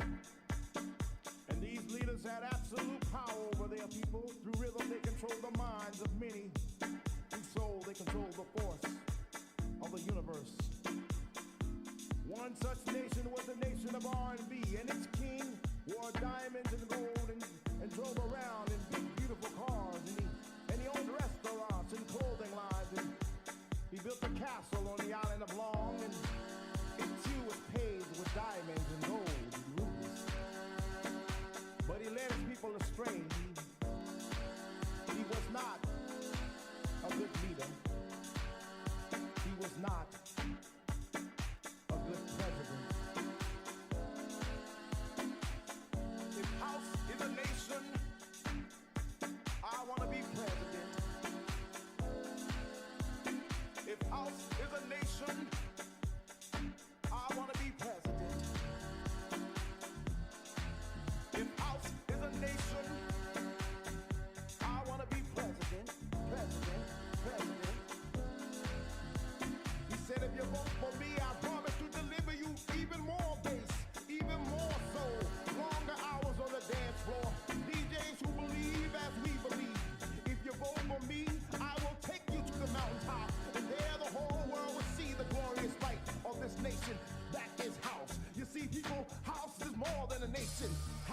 feeling, house is a sanctuary, house is a release, house will pick you up when you feel down, house will make you strong when you feel weak, house will fill you up when you feel hungry. He said if you vote for me, I can make the sun rise, take a little bit longer, I can make the dance floors just a little bit stronger, so y'all can stomp y'all's feet all night long, clap y'all hands all night long. If house is a nation, I want to be president. If house is a nation, I want to be president. I will take you to the mountaintop, and there the whole world will see the glorious light of this nation that is house. I will take you to the mountaintop, and there the whole world will see the glorious light of this nation that is house. I will take you to the mountaintop, and there the whole world will see the glorious light of this nation that is house. You see, people, house is more than a nation. House is a feeling, house is a sanctuary, house is a release, house will pick you up when you feel down, house will make you strong when you feel weak, house will fill you up when you feel hungry. He said if you vote for me, I can make the sun rise, take a little bit longer, I can make the dance floors just a little bit stronger, so y'all can stomp y'all's feet all night long, clap y'all hands all night long.